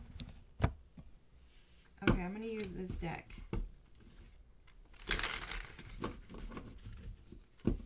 I think we talked a lot about how the energy shows up for you, but we're just going to get a couple of cards to just give us some additional information. Okay. Well, this is the answer right here. Clear as day. And then you have this neighbors at the bottom of the deck. Okay. So that has something to do with this too. That's interesting. But you have family and you have gravestone. The first thing that they showed me is that there's an unknown, like zombie and unknown were the first words that they showed me here. And you know what's so interesting is that this Charles on this little casket here, he was an Aquarius. February 7th. That's so crazy, guys. So you must have some Aquarius in your chart. And I'm going to put this this neighbors here, because this is indicating what we were speaking to a little bit ago in regards to not trusting people and not really wanting to connect with people. This is this isolation energy. And this Aquarian energy will show up as like, I want to be around people, but I don't. I don't want to be around people because I don't trust people. So let me just stay away. Right? And it's unhealthy for you to be in this isolated energy because you already feel abandoned. You already feel like no one is... Ooh, look at this. I just looked over here. Unexpected help. You already feel like everyone is against you. So all that happens is, and this is your life jacket, they just said. This is your life jacket. Your life jacket is to keep yourself away from interacting with people, including family. And this neighbor thing, they showed this as you may be one that tends to start conflict with neighbors. Like maybe you, because I saw something about nosy. But maybe I saw this noise, but creepy guy, it's loneliness. Oh, it's literally like they were showing me this as like, you may find yourself like being nosy and involved in your neighbors because you don't have like a life of your own. I mean, I don't want to say it like that, but that's how it's coming across. It's like that may be your way of like, you know, keeping up with people. You know what they're showing me is like the little old lady who's in everybody's business, and the neighbors are like, why won't she mind her business? But it's because she's lonely. She doesn't feel like she has a support system. And for you, this stems from your mother wound, where you isolate, detach from, and don't think that you have any support. Like maybe you feel like you have to do everything on your own. Nobody helps you. Everybody's against you. And this is because of this abandonment wound and the invalidation from your mother. They're showing me something here with the gravestone. For someone here, your mother may have passed on, and you may have noticed that this energy increased after she passed. Like after she passed, maybe you felt like she abandoned you. And I'm so sorry if this is you, because I cannot imagine. But there may be something here to where when your mother passed away, you felt like she abandoned you, and then you felt like there was no one else to help you. For others, if your mother is alive, you still feel the same way. Like, oh, my mom didn't help me. I was abandoned and invalidated by her, so therefore no one else is present. Another thing that's coming through is also like a jealous mom. That's coming through as well. But they're also showing me with this gravestone here that these are the emotions that you're being invited to look into, because this is affecting your relationships with, I would say, everyone in your life, whether it be children, spouses, sister-in-law, baby cousin Tracy's, co-workers, neighbors, family members. Like everybody in your life is impacted by this wound that you have in regards to invalidation from your mother, which keeps you isolated and withdrawn, because that's what's being shown. It's a withdrawn energy. So Saturn is wanting to teach you the lesson of, you know, what can happen when you open yourself up to community, because the light attributes of Aquarian energy is community. It's actually transformational experiences with community. It's the energy of being able to connect with people, being friendly, being able to say, hey, we're all humans. We're here with a purpose. Let's connect and figure out how we can support one another. Oh my goodness. So you got the Six of Cups, the Ten of Wands, and let's get one more card. I feel like your reading is so straightforward. I don't want to like keep going with something. And then the Empress. Okay. Wow. Wow. Guys, so what this is showing up as, these wounds from your mother have been affecting your emotions. And because of that, it keeps you in this constant state of feeling like you're carrying the weight of the world independently. Because of this weight that you're carrying, the weight is being carried because of the unreleased emotions around this wound, okay? So if you would be willing to dive deep, that's when your breakthrough is going to come. When you dive deep. Wow, the crazy thing is underneath this is Mars. And then you have Libra energy. I have to call this out. Capricorn's underneath it, but I'm not going to pull that. I have to call this out because I'm going to tell you what they're showing me. Okay, so you're looking back at your emotions of the past, but you notice this Empress, she has her eyes closed. This is a refusal to see and acknowledge the pain that has been embedded in your physical bodies due to this wound of what you did not receive from your mother. It's a burden. There's someone here who has like idolized their mother, and because of that, it's very hard for you to see the truth in who she really is. Like, you think your mother is this Empress energy, but your mother is a human being who made mistakes. And this doesn't mean that she can't be fantastic and amazing and wonderful, especially if you're still here watching this reading. You clearly know that your mom's not perfect, but you have a hard time looking at that and calling that out and seeing that. And this is because that inner child still seeks the validation from your mother that you never received. And so here you are carrying the burden of wanting her to validate you, but that's not going to happen. It may, I mean, it could, but it doesn't look like that's going to happen. It's not going to happen, not because your mother doesn't love you. It's not because your mother is evil. It's not because of anything like that. It's because your mother is incapable of giving you what she didn't. And if she's giving it to you now, even if your mother did say, oh my gosh, I think you're spectacular. I've always been proud of you. You make me so proud to be your mom. It's still not going to validate that inner child within you because that inner child needed it back then, not now. So there's a difference between what you can receive now as an adult from your mom versus what your inner child needed when your inner child was a child. And it's this weird situation, and I just believe this from my own experiences, that even if your parents, because both of my parents will tell me, oh my gosh, I was so wrong, I love you, I should have never not been there, da da da da, whatever. They'll tell me all of that. But to be honest with you, it doesn't mean anything. And it doesn't mean anything because I have an understanding that I am reparenting this child. That you guys didn't give that to me for whatever reason, whether it was that you couldn't, you didn't want to, whatever it was. You didn't give that to me. But I have been giving it to myself.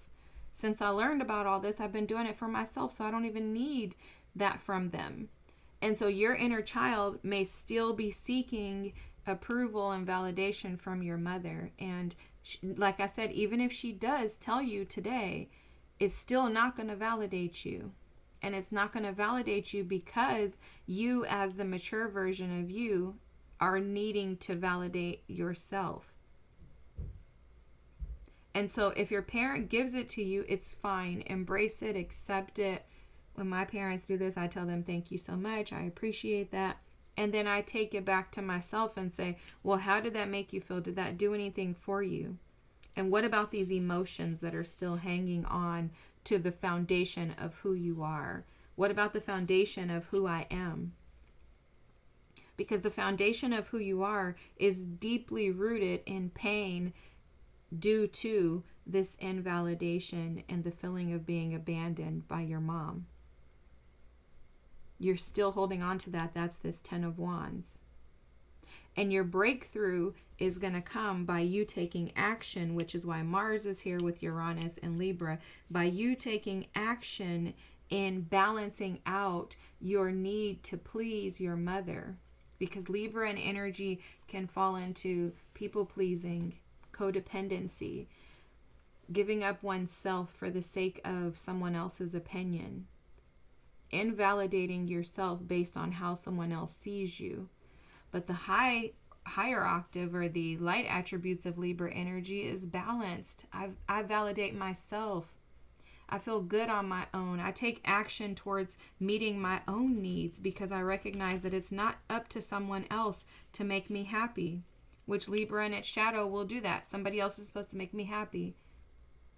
So you're being invited to assess your relationship with others through the lens of these wounds and these burdens around your emotional needs not being met by your mother. Wow. Wow. Okay, I hope that made sense. I'm going to pull just a couple of other cards here. I'm going to pull one of these, and then we're going to read this isolation guidebook. I want to end the reading with that, but let's see what you may need. Wow. See, guys, the strength of you is something that your team really wants to highlight right now. They want to highlight the fact that there's a warrior within you. You'll notice you have red jade, which is about warrior, individuality, and chi. Wow, this is the Chinese, like chi. I forgot what it means. We're going to read the card, though. And then snake skin agate, strength, privacy, and self-love. Oh, my gosh. I love this. This is absolutely stunning too. Look at this red jade. Oh my gosh. And this is Aries and Venus. This is about self-love. This is about loving yourself enough to see your strength and pull from that. Let's read it. Unleash your inner warrior. Red jade is a stone of power, able to release anger into constructive ways that solve problems. Wow. The anger, this is the way that you see the world. And it's because of this, guys. Oh my God, that just like brought everything in. That makes so much sense. Filled with chi, known as life force. Yes, life force, because it's your sacral chakra. Okay, I'm like, I know I knew that before. Or heard that before. Okay, anyways, filled with chi, known as life force in Chinese culture, red jade enhances passion, vitality, and strength. Take action and move decisively. Red jade enhances your courage, protecting and inspiring you as you move forward in your day-to-day life. Red jade, when you are looking to have use red jade when you're looking to have exponential results, whether it's with your finances, business, or your physical health. Good luck is bestowed onto you. Oh my gosh. This is about drawing that out, that warrior. You know, something else that they're showing me here with this 10 of Wands and this Empress is that you still, again, they already said that you still are seeking that validation from your mother, but they're also showing me that that there's an inadequacy that you think and see within yourself when you look at your mother. I got to get advice for you, okay? I'm going to hold this up. If you want to take a screenshot, go ahead and take a screenshot. Snakeskin agate. Okay, this is Gemini and Mercury, so something about the way that you communicate with yourself. But I need to get a piece of advice for you because I feel like you need something to assist you. They've already given you advice here that the way through is to sit with those emotions, to dive into those emotions. You may have six different feelings around this that your mother has given to you, right? Like you may have 6 different feelings in regards to how you feel when she abandons you, when she invalidates you, when she makes you feel inadequate. You know, think about when you're in her presence. If she's still alive, how do you feel when you go around her? What feelings come to mind? Look at the feeling wheel. Do I have one close by? Yeah. Look at the feeling wheel. You know, like what feelings come up when you can screenshot this if you need to, or you can Google it. But what feelings come up when you're around your mom? You know, you obviously feel some type of, it's based in fear. Okay, so do you feel insignificant, overwhelmed, anxious, unsafe, vulnerable, fragile, insecure? Like, what do you feel when you're around your mom? Is it in disgust? Do you feel ashamed, humiliated, judgmental? Do you feel not normal, tainted, uncomfortable? What is it that you feel around your mom? And the advice is that you assess those feelings. Again, maybe even 6 of them. Assess the feelings. Think about the way you felt when you were a little child around her. And then Take action towards accepting those feelings as epiphanies. Oh my gosh. I recognize that when I'm looking at my neighbors or being rude to them, it's only because they're making me feel this not normal energy that my mom made me feel. So that's why I'm pissed off at them, because they're making me feel ashamed as if I'm not good enough. Looking at my yard, wondering why my grass is cut or not cut. You know, it's that type of energy. What do other people draw out of you that is attached to these feelings that your mom has made you feel as a child? And then how can you take action towards, with the Mars energy, how can you create some type of ambitious energy to pull out this warrior and this strength that you naturally have to say, I am going to create discipline action towards balancing out myself so that I can have healthy relationships with others. My God. Pile number freaking 2. Oh my gosh. Wow, what a reading. You have Olive here. Oh my gosh, I love this. Wisdom, peace, and endurance. What quiet knowing have you carried through many seasons of your life? Oh my gosh. Oh my gosh. Oh my gosh.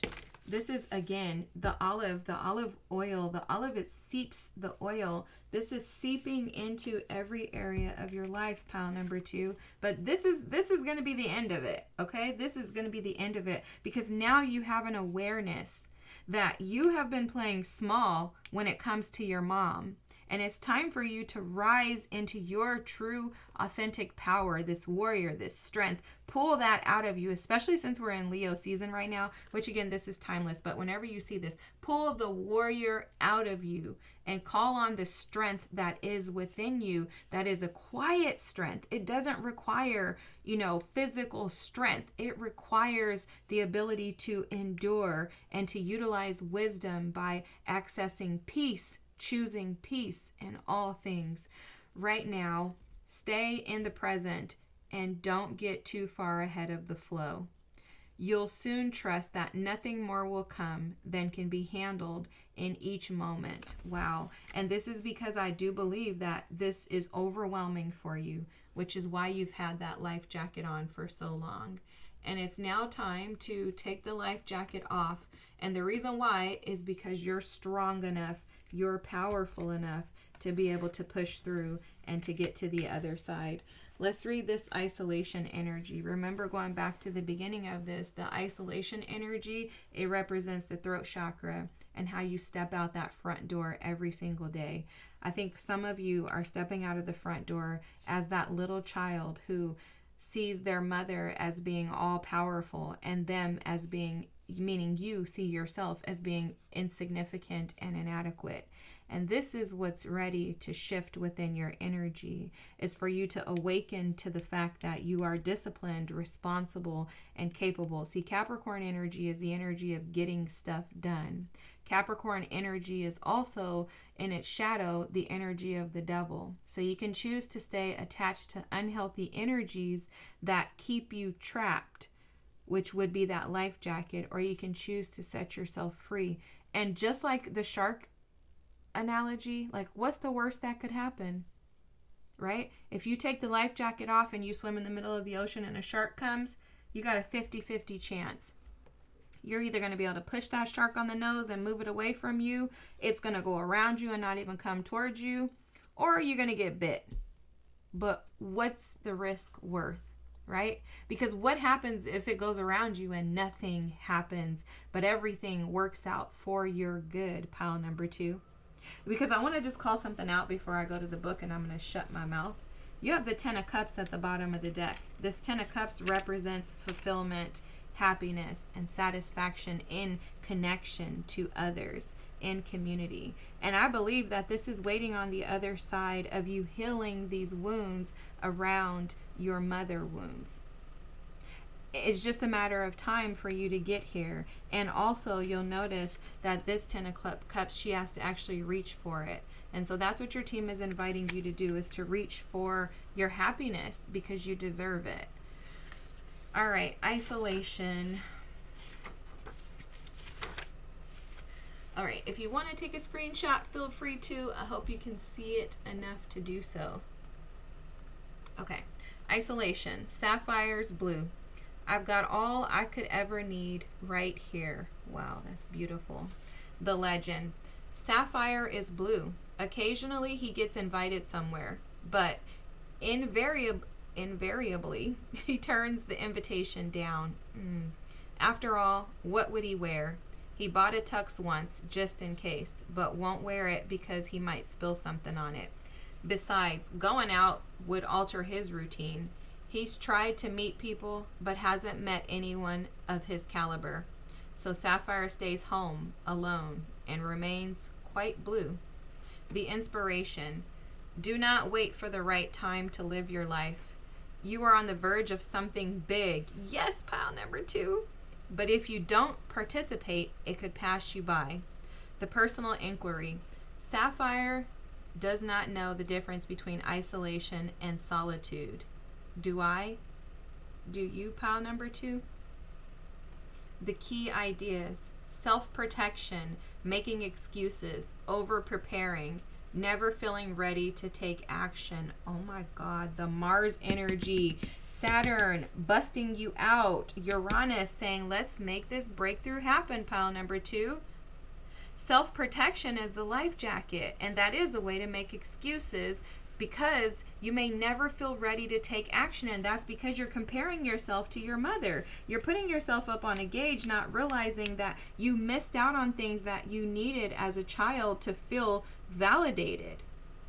She couldn't give them to you. So let's give them to yourself. Validate yourself so that you do feel prepared, so that you recognize that you are a warrior. You have supernatural strength that is bigger and beyond what you can think of. You're more than capable. It's going to just require that you balance your energy out. And then the key words, let's just read this: celebration, experiences, and play. It's time for you, pile number 2, to tap into the authentic version of you.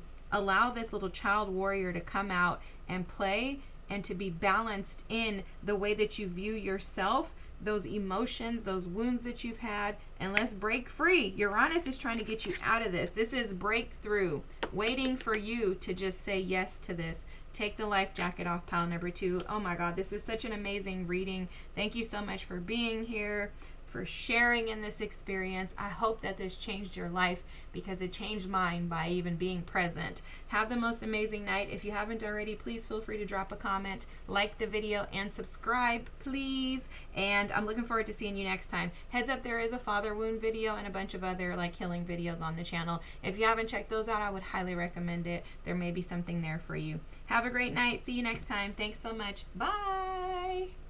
Hi, pile number 3.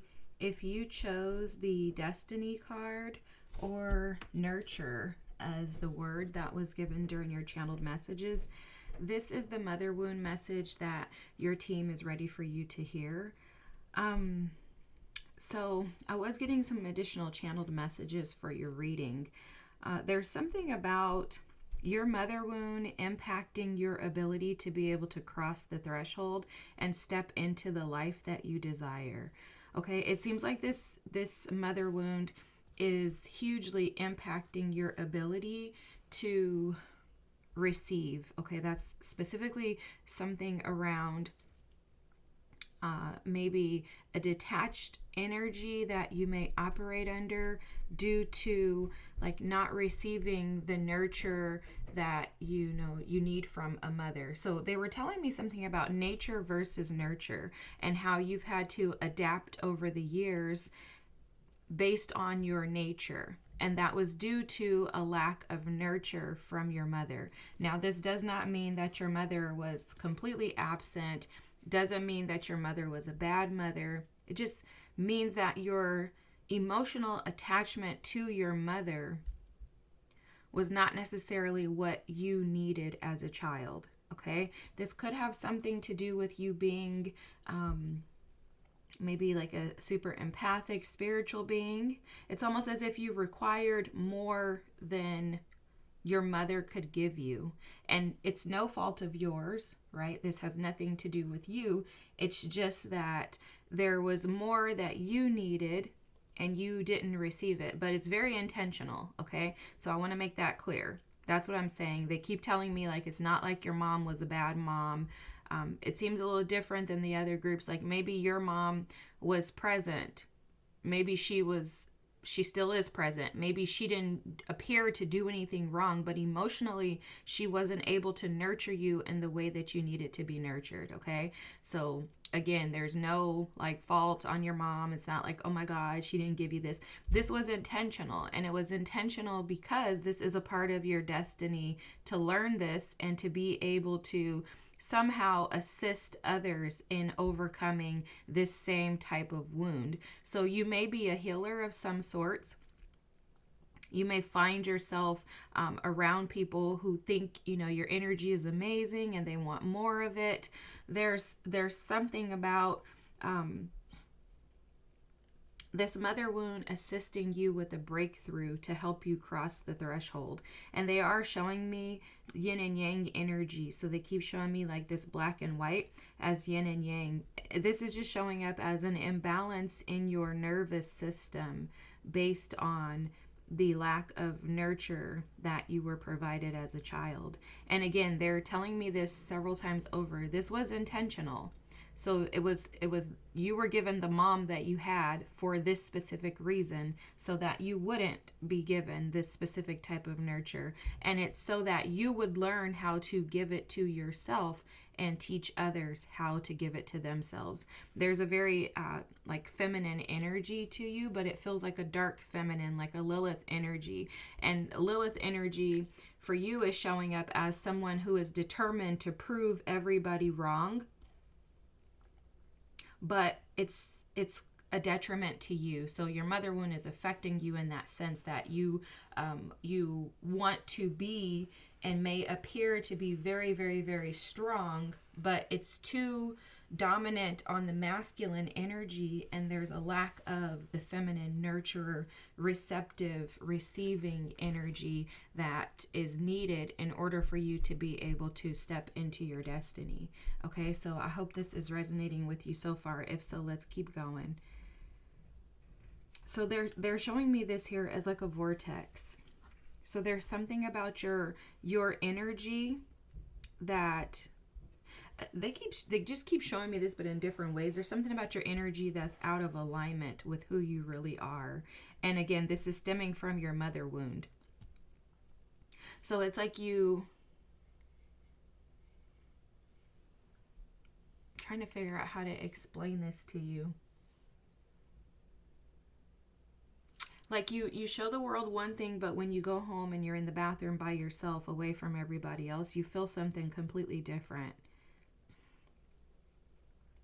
That may be this like misalignment and the balance that they're trying to support you and being able to acknowledge and recognize. They're also saying that that this may be deeply rooted in some sort of insecurity around a lack of security, which would make perfect sense with a mother wound, because if you think about it, your mother is meant to help you establish security, and this security and this security that you feel within yourself, right? And feeling and being safe to be able to connect and attach to others. Okay, now we're going somewhere, because they're saying yes, yes, yes. So that's what your mother wound is doing. It's impacting your ability to feel safe and secure within yourself, which also prevents you from being able to attach to others, which is also creating this imbalance with you. I'm also showing something about there's a divine counterpart that is a part of your journey, a part of your destiny. And because you've been unable to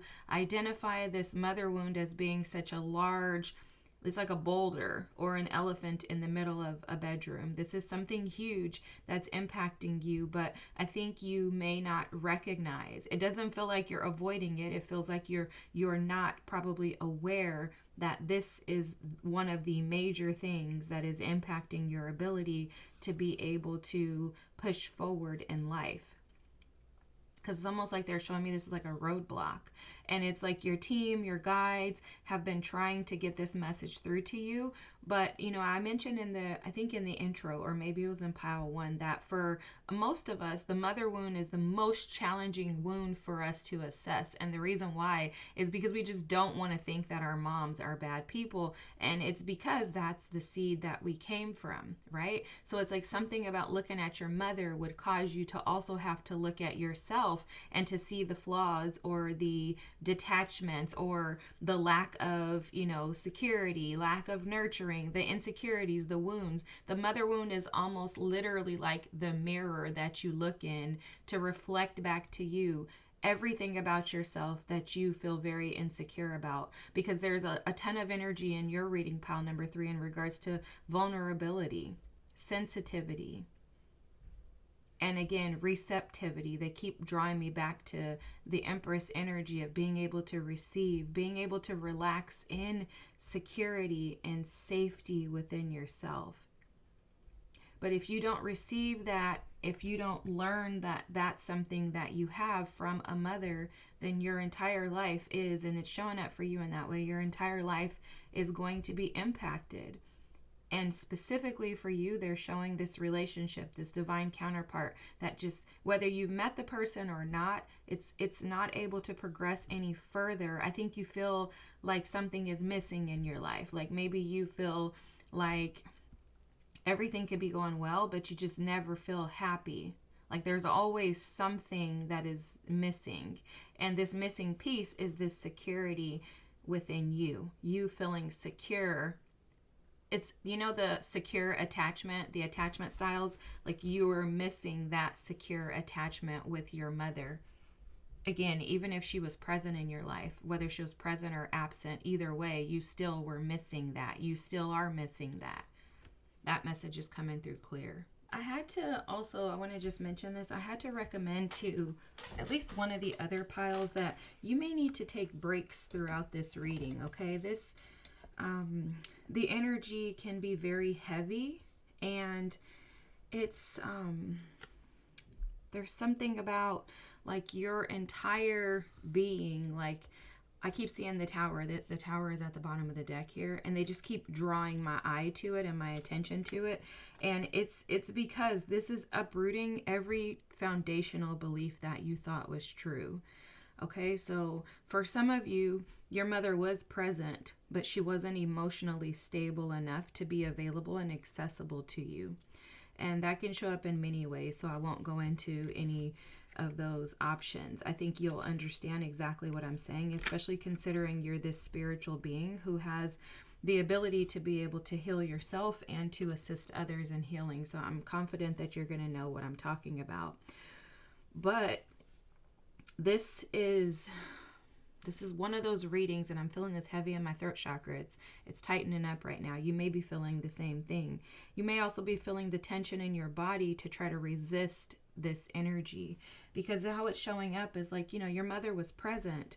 Maybe your mother was a single mom and she did everything that she could for you, but the foundation of what she provided you was unstable, and it was not what a child needed to be able to fully thrive. So you may have had, challenges with school. Maybe you didn't have anyone encouraging you or pushing you to go to school. Or maybe that's the only thing that your mom did was push you to go to school, but not pushed you to be a good person or to have a heart. There's something that was not provided, that was a foundational need that every child needs in regards to finding security and feeling safe in their parents. Now, again, going back to what your team said earlier, this was intentional. So each and every one of us, we choose our parents, we choose to be here, we choose our paths, we choose our destiny. This was what was chosen, what you chose. Okay, and this was the life that was chosen for you. You agreed to it. You said, okay, I'm going to come here and do this. And it's because of your destiny. Now, I'm sure that you know what your destiny, you know a glimpse of it. Okay, I'm not going to go as far as to say you know the full extent of it, and it's because you can't see past where you're at right now because of this mother wound that is standing in the room. Okay, the elephant, the boulder that's blocking and preventing you from being able to see beyond it. And this reading may be very challenging. That's the reason I'm speaking of you may need to take breaks, because this is going to bust through all of the foundational beliefs that you have lived by for your entire life. And when the Tower shows up, it's because those foundations that we have been building on, the blocks that we've been stacking, are no longer beneficial for us and where we're going, meaning they're no longer the truth. And so as we, when I'm recording this, we have a full moon in Aquarius on the 29th of July. And then we have Lionsgate 8-8, which this is a timeless reading, but I'm bringing these things up right now because if you're watching this during the time that I recorded it, you're going to recognize that the whole entire world is being shaken in this moment. And that's because we're moving into the new age of Aquarius as the North Node moves into Aquarian energy. And what this energy is going to do, because Aquarian is the energy of Uranus, it's also the energy of the humanitarian, it's the big picture thinking about the world and how we connect to it. Your foundation is being uprooted at this time in order for you to rebuild on something that is actually built in truth, clarity, aligned with the spiritual being that you are. These foundational truths or these stories that you've been telling yourself in regards to your mother, maybe in regards to the pain, the hurt that you feel, maybe you've been brushing over it, acting as if, no, I'm fine, nothing's bothering me. These lies are being uprooted, and I have to just tell you just like that because that's what it's being shown as. They're lies in regards to what really happened in your childhood or who your mother really was for you. And the fact that you have these wounds, the lack of security that you can't feel within yourself is indicative of the fact that that was a rocky foundation, something that was not built on truth. Truth is the only thing that will stand with the Tower. Now, in typical tarot, the Tower card shows two individuals, one that's being pushed out and the other that's jumping out. And for you, you're being offered the opportunity to jump out rather than being pushed out. Because if you're not willing to open your eyes and see this truthfully, meaning really assessing those wounds around your heart and security, no longer living in the facade of or the image of my life wasn't really that bad. I wasn't missing anything. My mom was present. I had everything that I needed. She did everything for me. Yes, she could have. This does not make her a bad person, because if you live long enough and you become a mother, if you're not already, you're going to recognize that you have made mistakes and maybe you haven't provided this to your children. And this is a part of healing the mother wound, is being able to look at yourself, and the father wound is being able to look at yourself and say, man, you know what? I'm not perfect either, but this doesn't make me a bad person. So your mother is not a bad person for her not knowing how to give you something that she did not have. Just like with you, your unawareness of these wounds and how they've been impacting your life have been impacting your ability to move past and step into the life that you desire. But does this mean that you're a bad person? No, you just didn't know this. And it's the same thing with your mom. So grace has to be afforded to not only our parents, but also ourselves, because like I said, if we live long enough, we're going to make the same mistakes. Maybe not the exact same mistakes, but we are bound to make mistakes because we're humans and we don't know what we don't know. The information can only be afforded to us when it's divine timing. And if you live, you learn that too, which is how you can also learn how to relinquish the need to control and to know all the answers, is because you recognize that it doesn't matter how much I push. This information is not going to be given to me until I'm ready to receive it. So I can beg, I can plead, I can ask, I can say, oh my gosh, what if I shoulda, coulda, woulda, I wish I would have known this 3 years ago. I could have been with my divine counterpart. I could have been, rich. I could have been married. I could have had a happy house. No, you couldn't have, because you weren't prepared. And unfortunately, we don't get to decide when we're prepared. And I'm telling you all of this for a reason, because I don't know why I'm kind of like turning into mommy mode with you, but it's because you need to hear this. And I trust that, my guides in that spirit will only speak what needs to be said and in the manner that it needs to be said.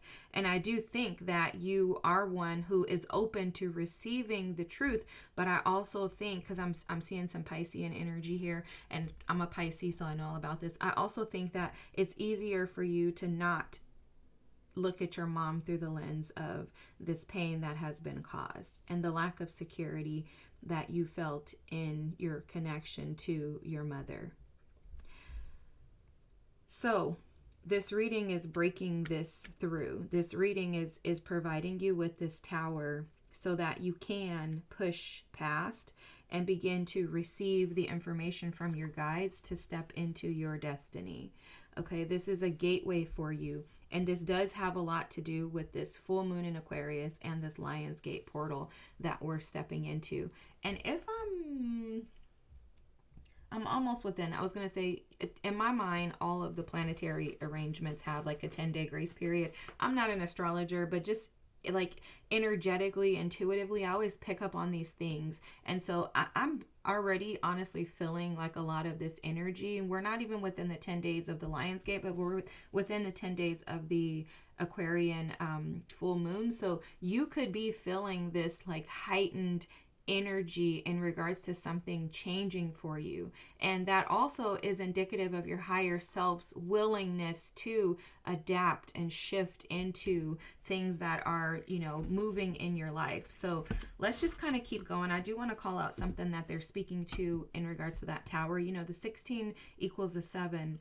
And they're saying that there is necessary moments of pause that are, because I always see 7s as like pause, like numbers of pausing. I don't know if that's what that means in numerology. It's just what intuitively I always pick up on.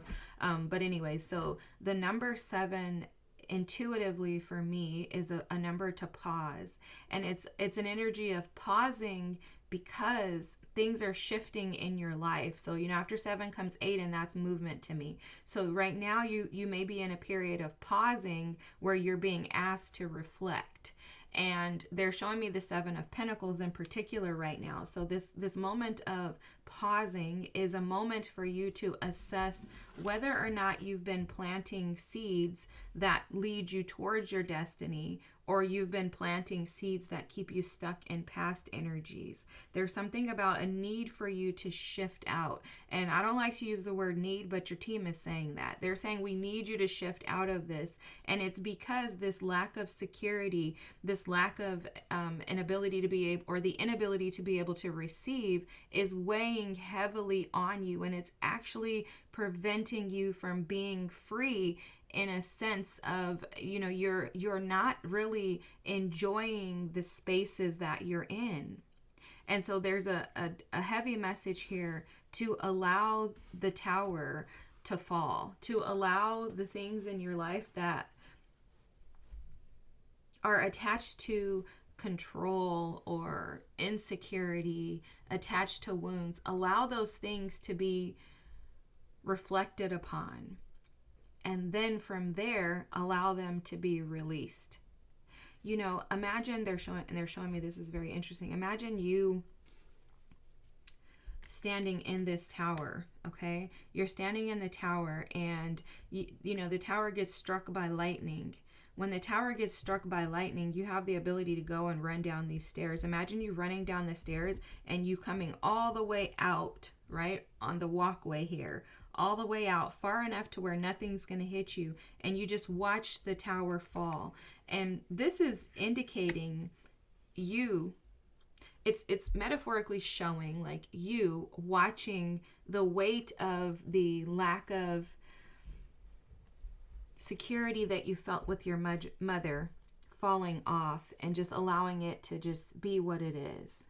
There's something about acceptance that they're speaking to.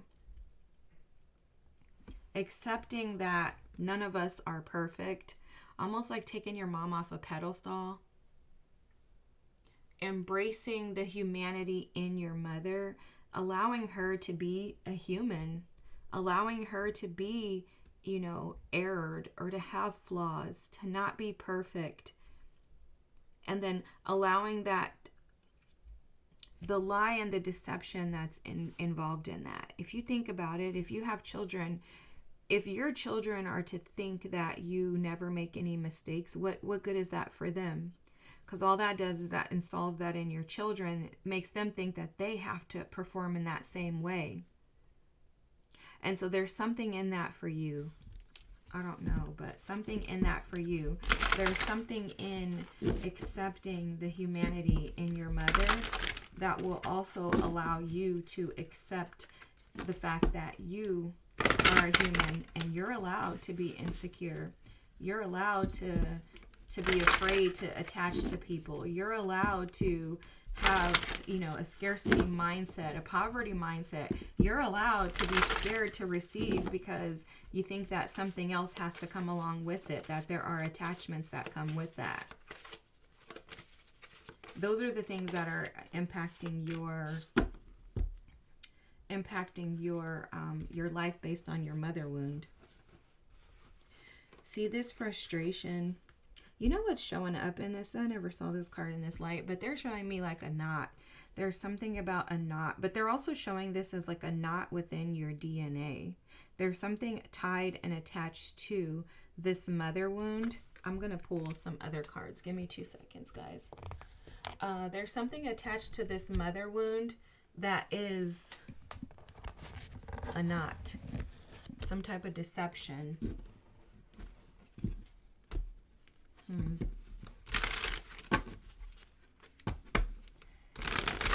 I knew your reading was going to be something because I recorded the other readings yesterday and I was going to do yours and I was told no, tomorrow. And I'm like, okay, well, I have the time and the energy, but they were just like, no, tomorrow. I'm like, okay. So let's see.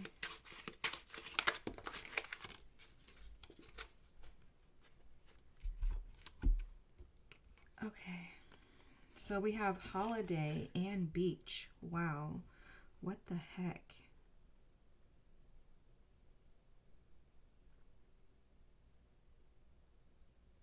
So you know what they keep calling out with this shark here? With the beach, is the shark energy.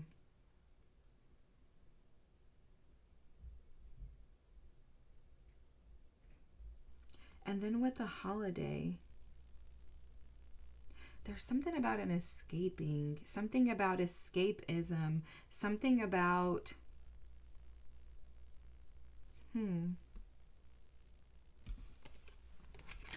something about escapism, but needing to like watch yourself because there's something about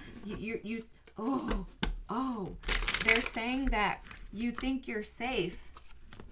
Like you've wanted to look at your mom as if she was safe, but there's something like sneaky with the shark there that they keep showing me. There's some type of deceptive something. It's sneakiness, and this is frustrating to you.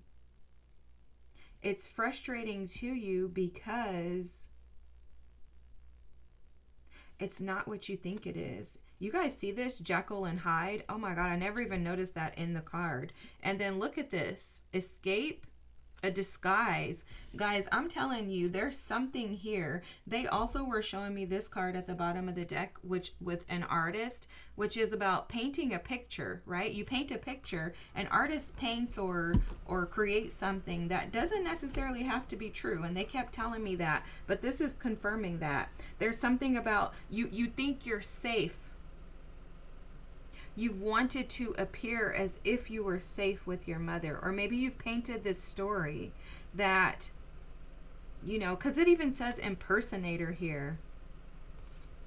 Okay.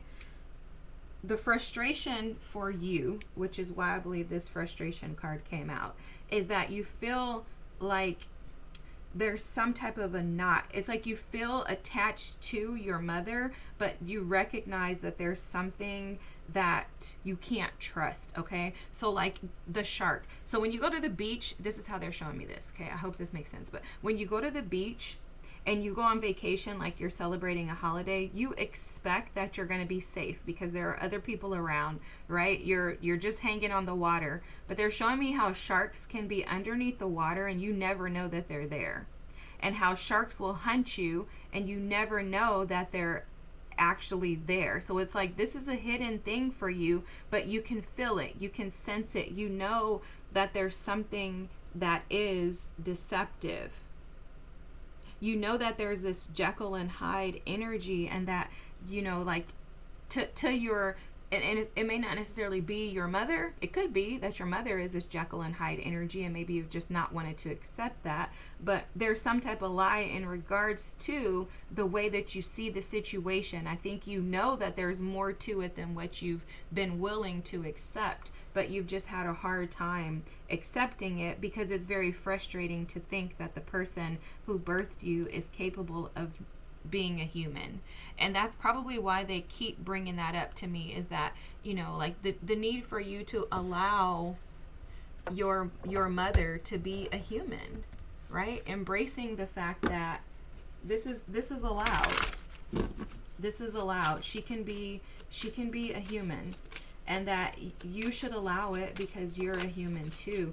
But let's get to, like, you know, you, because I think we've talked enough about like your mother and the things that may be hidden here that maybe you've, you know, been kind of avoiding or not wanting to look at. This could also have to do something, or could also have something to do with the way that you guys communicate with one another.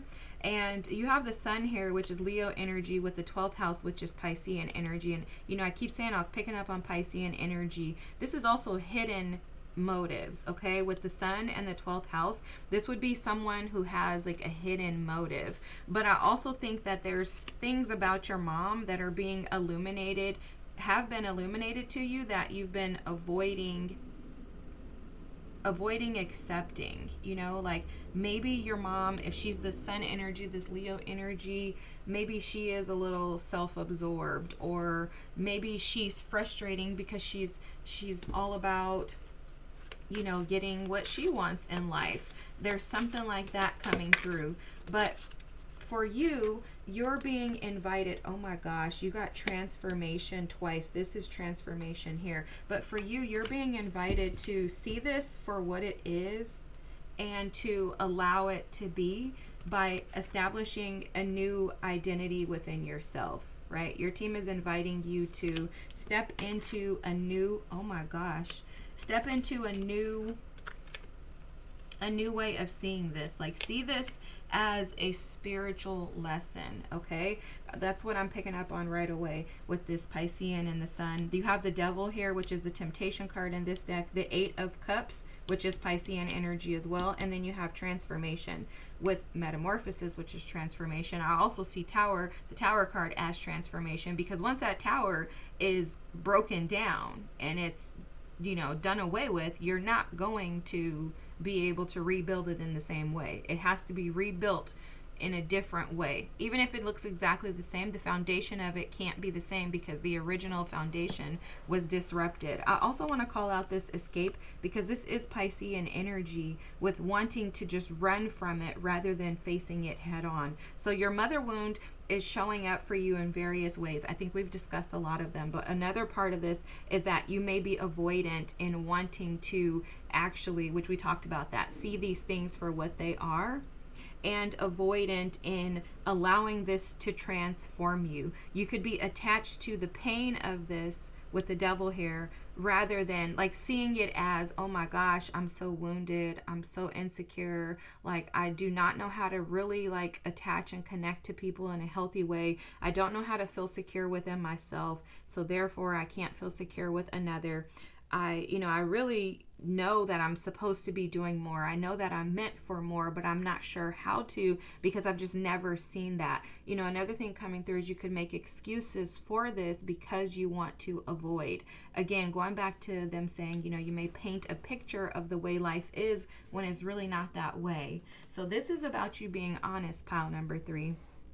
being honest and seeing the humanity within your mother without looking at her as someone who is, demonized, especially with the devil here. It's like, this is an unhealthy attachment. You could have an unhealthy attachment to your mother still today as well. And you may need to walk away from your unhealthy emotional attachment, because that's also coming through here, is that you could have an unhealthy emotional attachment to your mother, and you may think that that's what nurturing looks like, but it's actually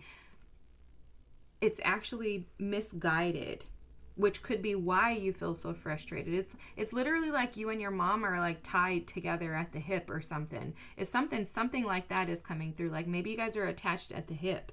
Like you do everything together, you live together. Like maybe you guys act as if you're a couple. That's coming through, but you're not, and it may be preventing you from actually being able to be an independent. Because you know what they're showing me? The sun is about being able to stand on your own, being able to operate in your authentic self. The sun is also about the ego and pride and your ability to feel good about yourself. Your mom could be keeping you from being an independent. Dang, I didn't even see that until now. Yeah, your mom could be keeping you from actually being able to enjoy your life. Like, you know what? Maybe your mom is someone who has portrayed or been like, oh, I'm so for you. I'm so for you. And this is where the shark is being shown. Like, she's like, oh my God, I want you to live your best life. I want you to do all this. But then she has a hard time releasing you and letting you go and make your own decisions. That is, you know what? It's not crazy, but it's crazy that they showed that right now. So that must have been for somebody to hear. And this is where the transformation has to come from. Because they were showing me this transformation. You see this phoenix here? The little girl's holding it in her hand, but she's still a little girl. And she's afraid to release it. And there's something about fear in you detaching from your mother, which is why I think your life is frustrating. This is also why the knot's here. Is because, and guys, look, it's 11:11 right now. This is divinely guided. You are here for a purpose, pal number 3. This is to break you out of this. I'm telling you, your team is like, come on, sis. Bro, we have a mission, a purpose. We need you to pause, reflect, assess where you're planting these seeds. Stop planting them in things that keep you bound to negative emotions, because the 8 of Cups, although it does represent leaving behind things that don't serve you, for me, the 8 of Cups is recognizing that I love these things. I love this thing. I love my mom. But in order for me to be able to become the best version of me and for me to feel fulfilled in my life, to get to that 9 of Cups, I have to go at this journey alone. It's an independent journey. And so this would ask you to detach from this devil energy. And I'm not saying your mom's a devil at all. I'm not. I don't think that she's doing anything intentionally, purposely wrong. But what she may not even be realizing within herself is that she's holding you back. She's holding you back. Your mom is holding you back from being able to truly grow up and become your own individual. This is a form of escapism, and you both are, if you ask me, you both are feeding off of one another's energy. And that's where the Jekyll and Hyde is that neither one of you recognize that this is a false narrative, that this is a story that doesn't allow you to fully operate in the way that you're supposed to. And you notice that they said earlier that you have a divine counterpart that is a part of your destiny. And if I am seeing and reading this story right, you're not able to connect with them because your mother is in the way. And it's not that she's like blocking you purposely. It's that you can't become the best version of you. You're still this little girl, this little boy, afraid to jump out of the nest. And it's because of the nurture. So your nurture, the way that they're showing me this now, is the nurture for you is that it has been you've been overly nurtured and not allowed to stand on your own 2 feet. You're that bird who can't fly because you're still sitting in the nest. And although you feel like this is safety, it's not. You feel like this is security, but it's not security. It's a false sense of security, which is why you still feel inadequate. You still feel incapable. You have those security wounds. You feel like you're insecure, like you can't do anything. You probably feel like you can't do anything apart from your mom. This reading is powerful as HE double hockey stick. Okay?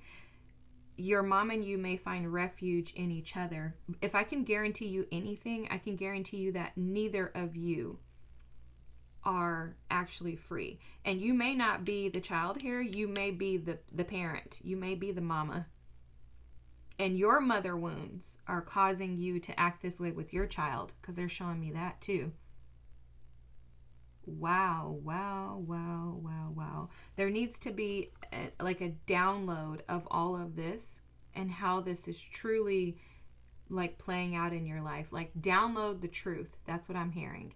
Download the truth and then upload a new story, pile number 3. Upload a new story.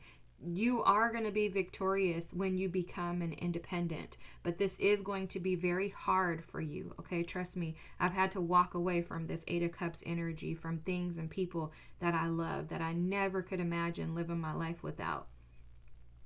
And it felt like I was attached to them. It felt healthy, but I didn't realize that it was unhealthy, and that my gold, my pot of gold, my luck, my abundance was on the other side of them. And it is about pulling your panties on, putting your big girl panties on and going.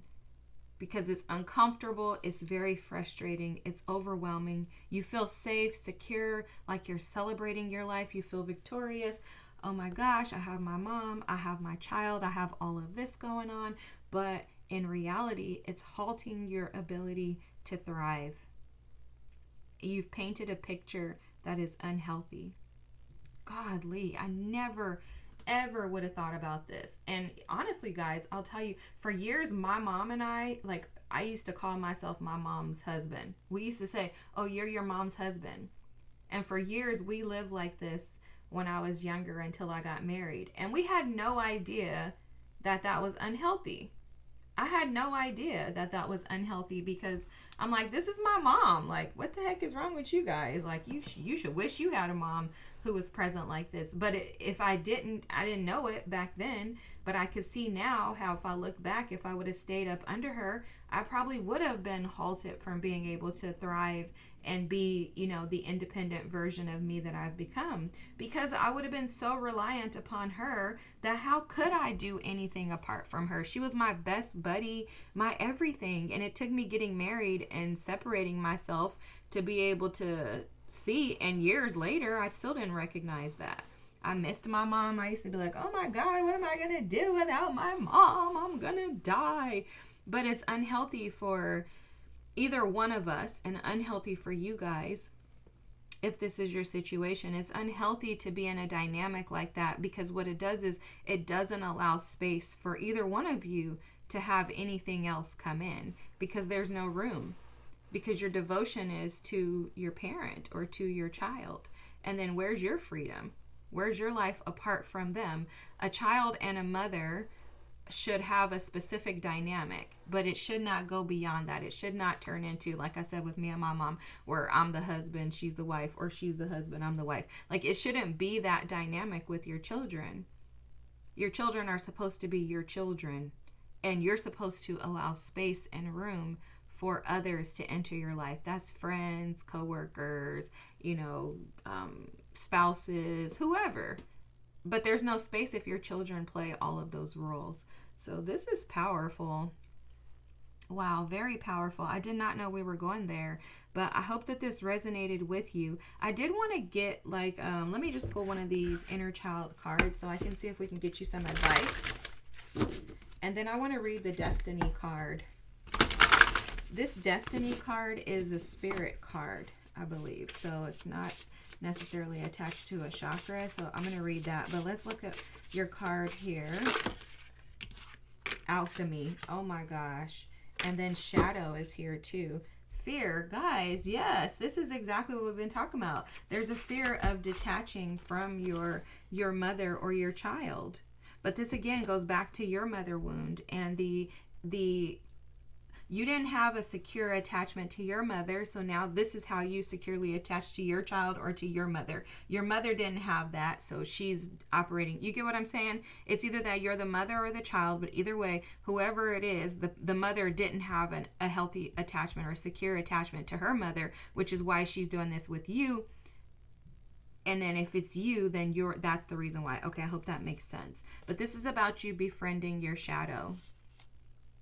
And this is why this is so major. You'll notice that you have 3 major arcana cards here. The Tower, Transformation, Temptation, and then just the 8 of Cups. So the only minor change for you is that you're being asked and offered the opportunity to step away from, and this does not mean leave your mother. This does not mean leave your child. This means to align yourself to your child or your mother in a way that your relationship should be. So what does a healthy and secure attachment look like with a mother and a child?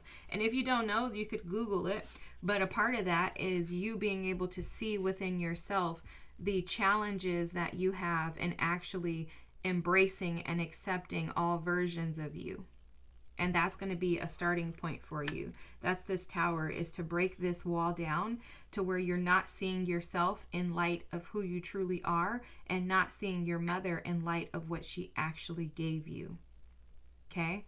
And then the other part of that is for you to be able to embrace the power that you have as the alchemist. Remember at the beginning, your team was talking about how spiritual you are, how connected you are, but they were also mentioning that you may be avoiding listening to your guides. You may feel like you can't hear. You don't know if anybody's talking to you. You don't know what's going on in the spirit realm. You may feel detached and disconnected, and that has a lot to do with you avoiding, with that, Piscean energy there, avoiding or escaping seeing the reality of this situation. Maybe because you don't want to blame your mother. If it's you, maybe you don't want to blame yourself. Maybe you don't want to blame your child for allowing this or whatever, it could be, it's some type of fear that you have.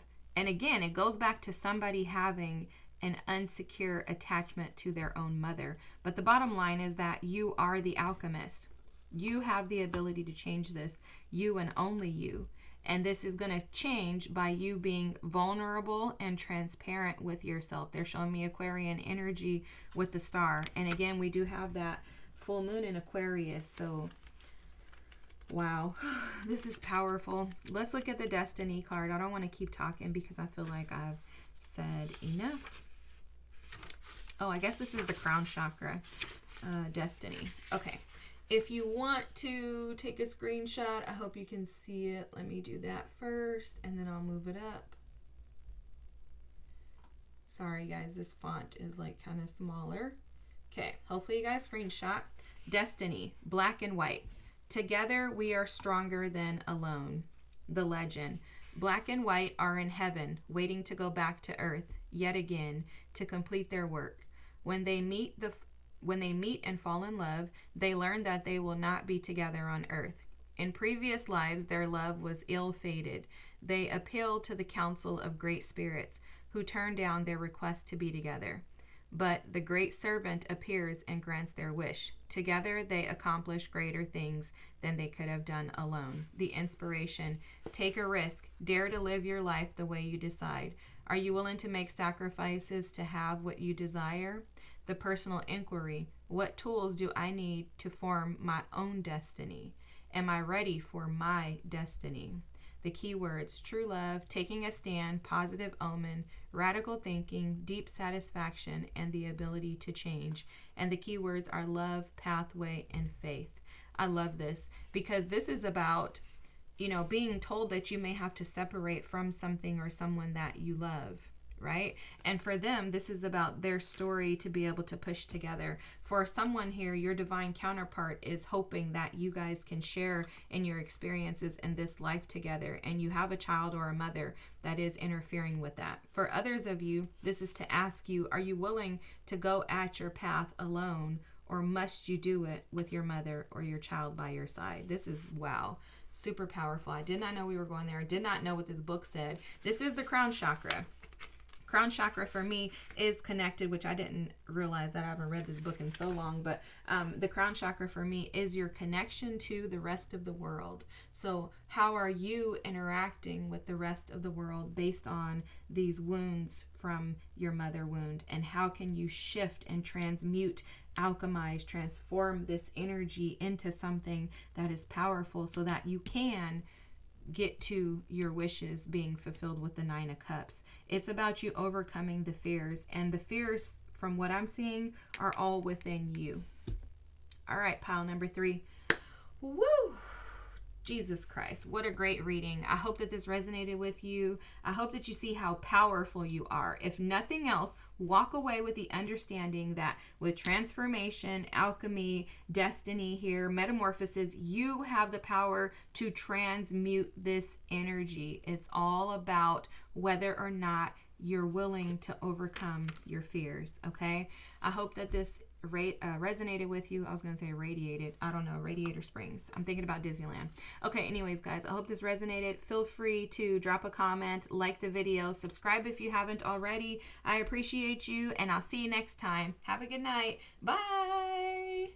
Also, pile number 3, do lots of movement. Move your body, okay, to release this energy. This is heavy, heavy, heavy, heavy, heavy energy. I'm moving my body as I speak. I came back on so I could tell you this. Move your body, drink water, stay hydrated, and love on yourself. Give yourself the security that you did not receive, okay? Have a great night. Bye.